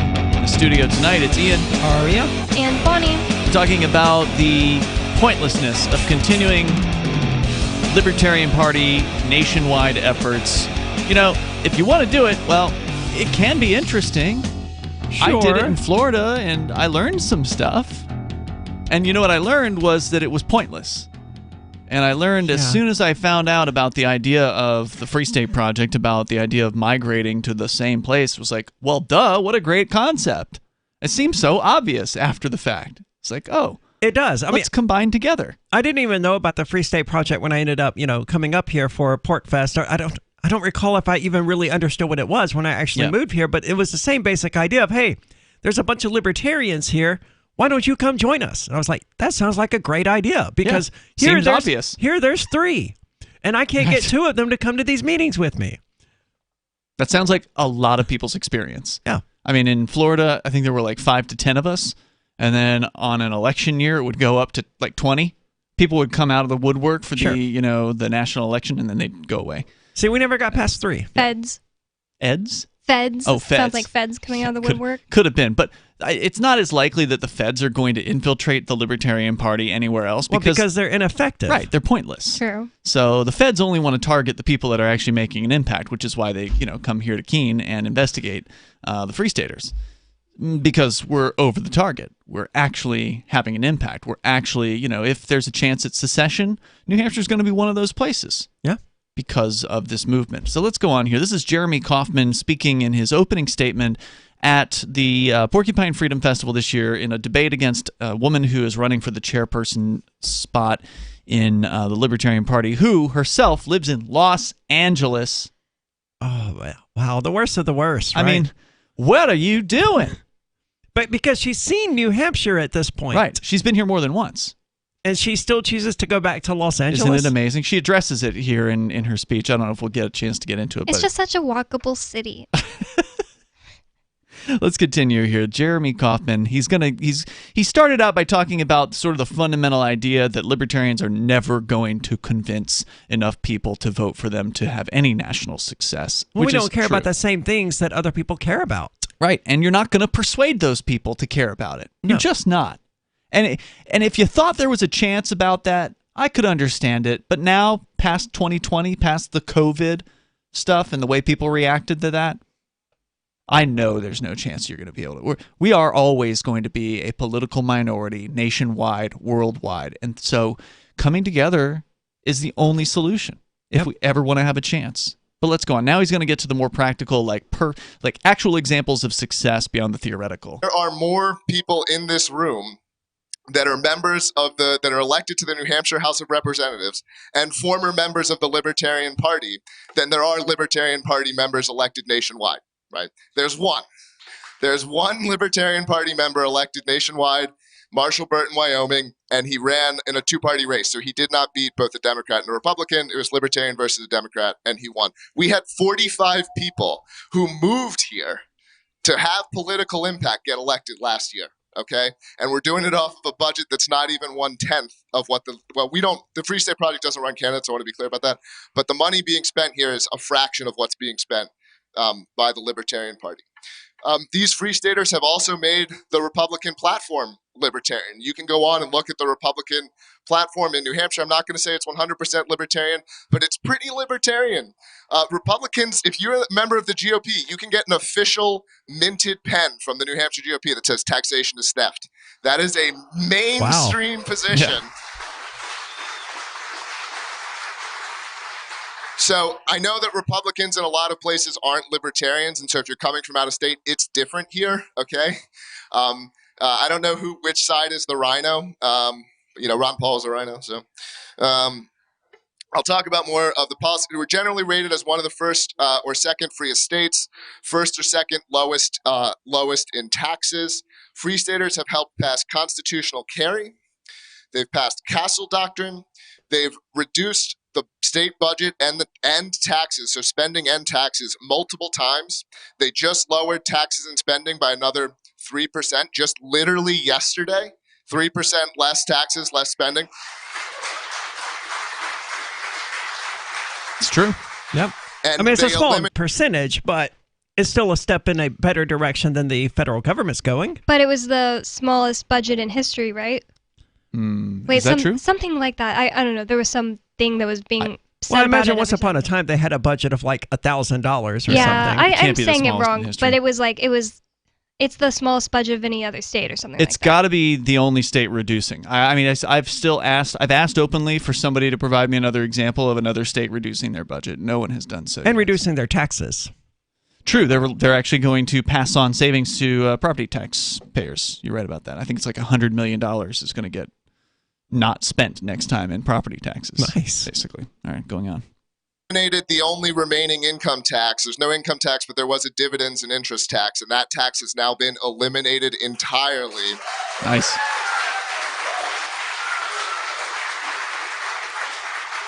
I'm going to talk a little bit more about what happened just yesterday because it's really incredible. The Free State influence has become incredible. The head, the House Majority Leader of the Republicans is a Free Stater. He moved here from Michigan. Yep. You can find a video of him singing songs drunk as hell at Pork Fest a decade ago. It's on YouTube. He's not a great singer, so don't watch it. Jason Osborne, former sponsor here on Free Talk Live, SACL CAI, for the longest time, our top sponsor, is now the head. This is the second most powerful Republican in New Hampshire. Nice. There's a lot of success stories that Jeremy's bringing up here, and versus the Libertarian Party's one guy. I remember what it was that they were calling the budget. It was the most libertarian budget in history, which is a dumb thing to say. Well, it's also not hard to say that either, because there's almost never any kind of libertarian budget anywhere. So $13 billion for the state doesn't sound libertarian. It's a slight cut, so that allows them to make that statement. But he's a hardcore freedom fighter. And there's so many of these people here. Some more things that they did yesterday. They passed school choice. So if you move to New Hampshire, you will get all of the state portion of your educational budget. You can spend it on anything. You can send it to private school, charter school. You can spend it to buy the Ron Paul curriculum online. That's amazing. Ron Paul homeschool. I've heard there are some strings attached to it. I figured there would be. They're not just going to let you. Yeah. They're not going to head you $4,000 or $5,000, $6,000. Like, here, we trust you to use this on your kids' education. I don't know all the details on that. But. I know one of the bad things is that if you take the money and you're homeschooling your kids, but you decide to put them back into school, you have to put them in public school. You can't put them in private school or charter school. That's no good. So it ain't perfect. I don't know why that is. But if that's how you want to do it. The government cannot be involved in instituting vaccine passports. That's true. Yep. People have mixed opinions on this one, but it's at least going to be harder for the government to support or fund critical race theory. This just passed yesterday. Another thing that happened yesterday is they ensured that churches can't be closed, so churches now can never be deemed inessential. That's good. Awesome. I never heard that.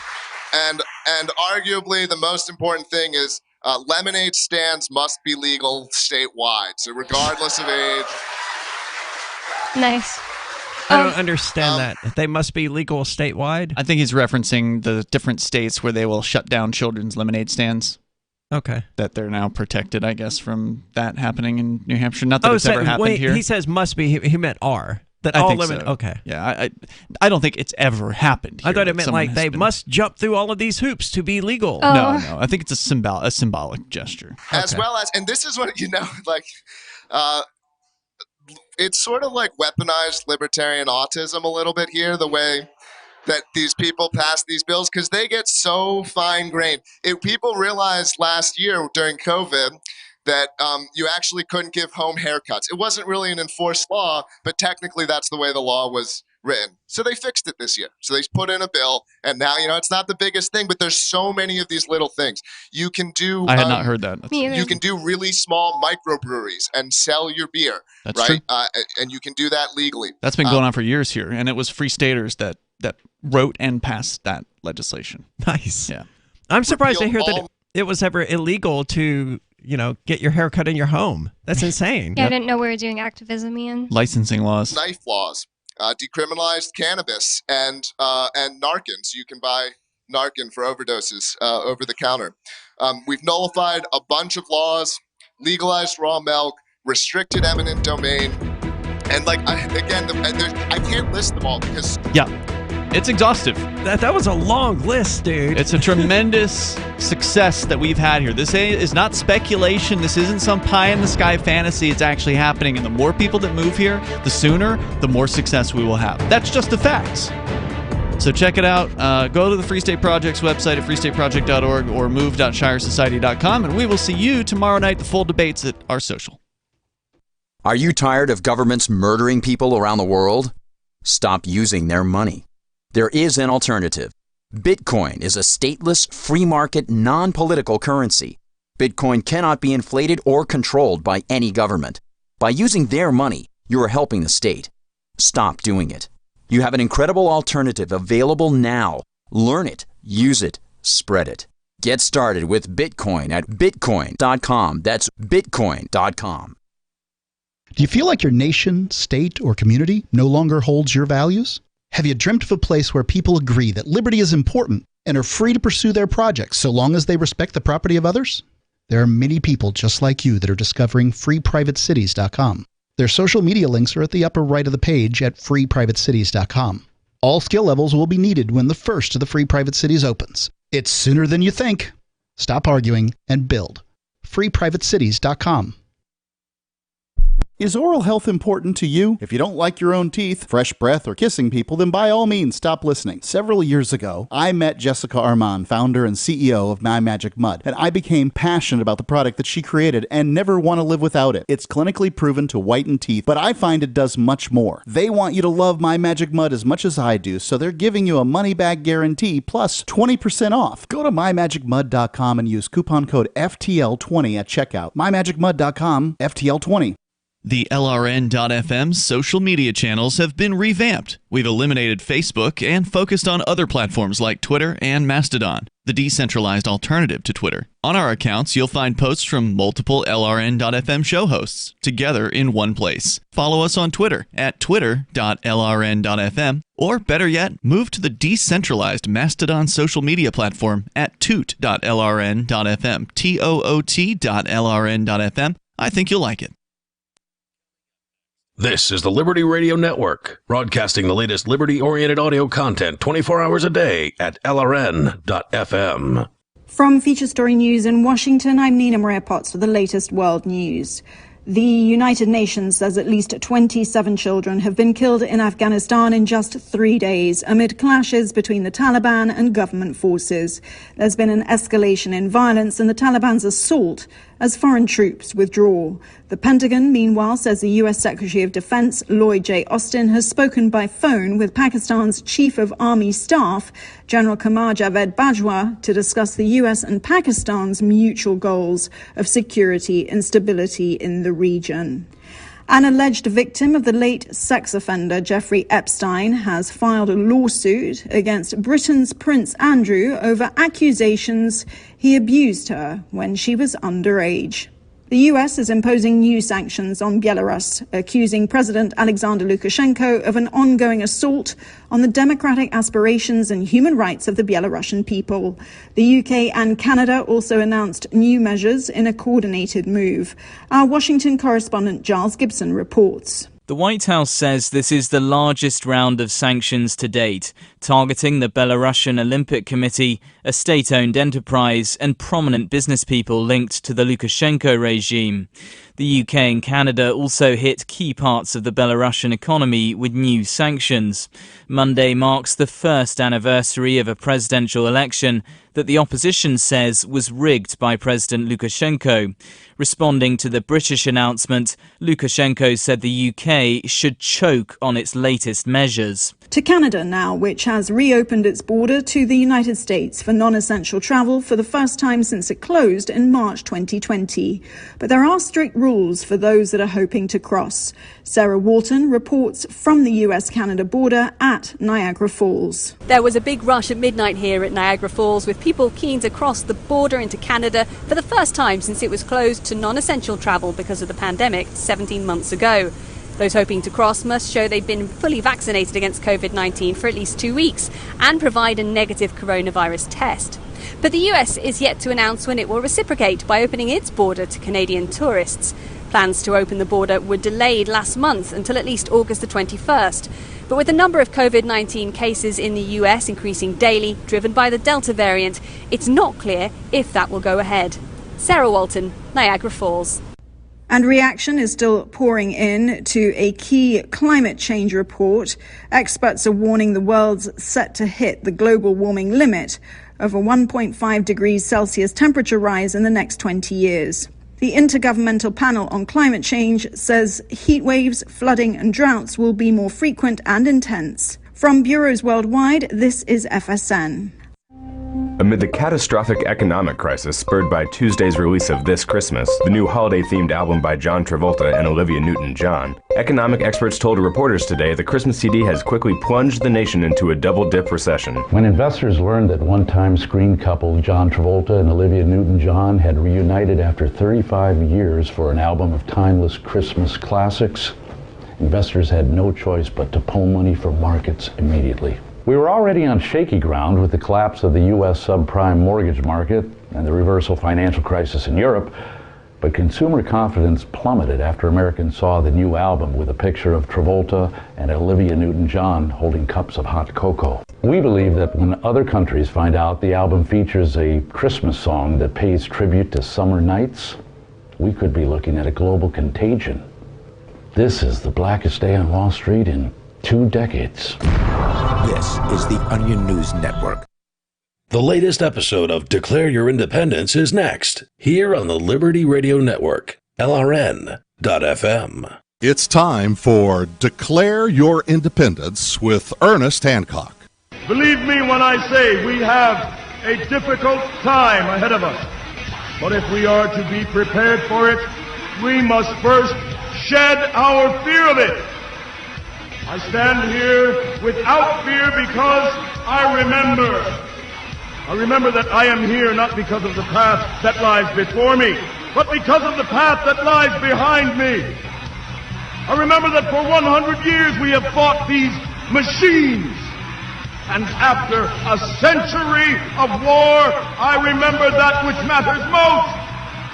We are still here! Tonight, let us make them remember we are not afraid!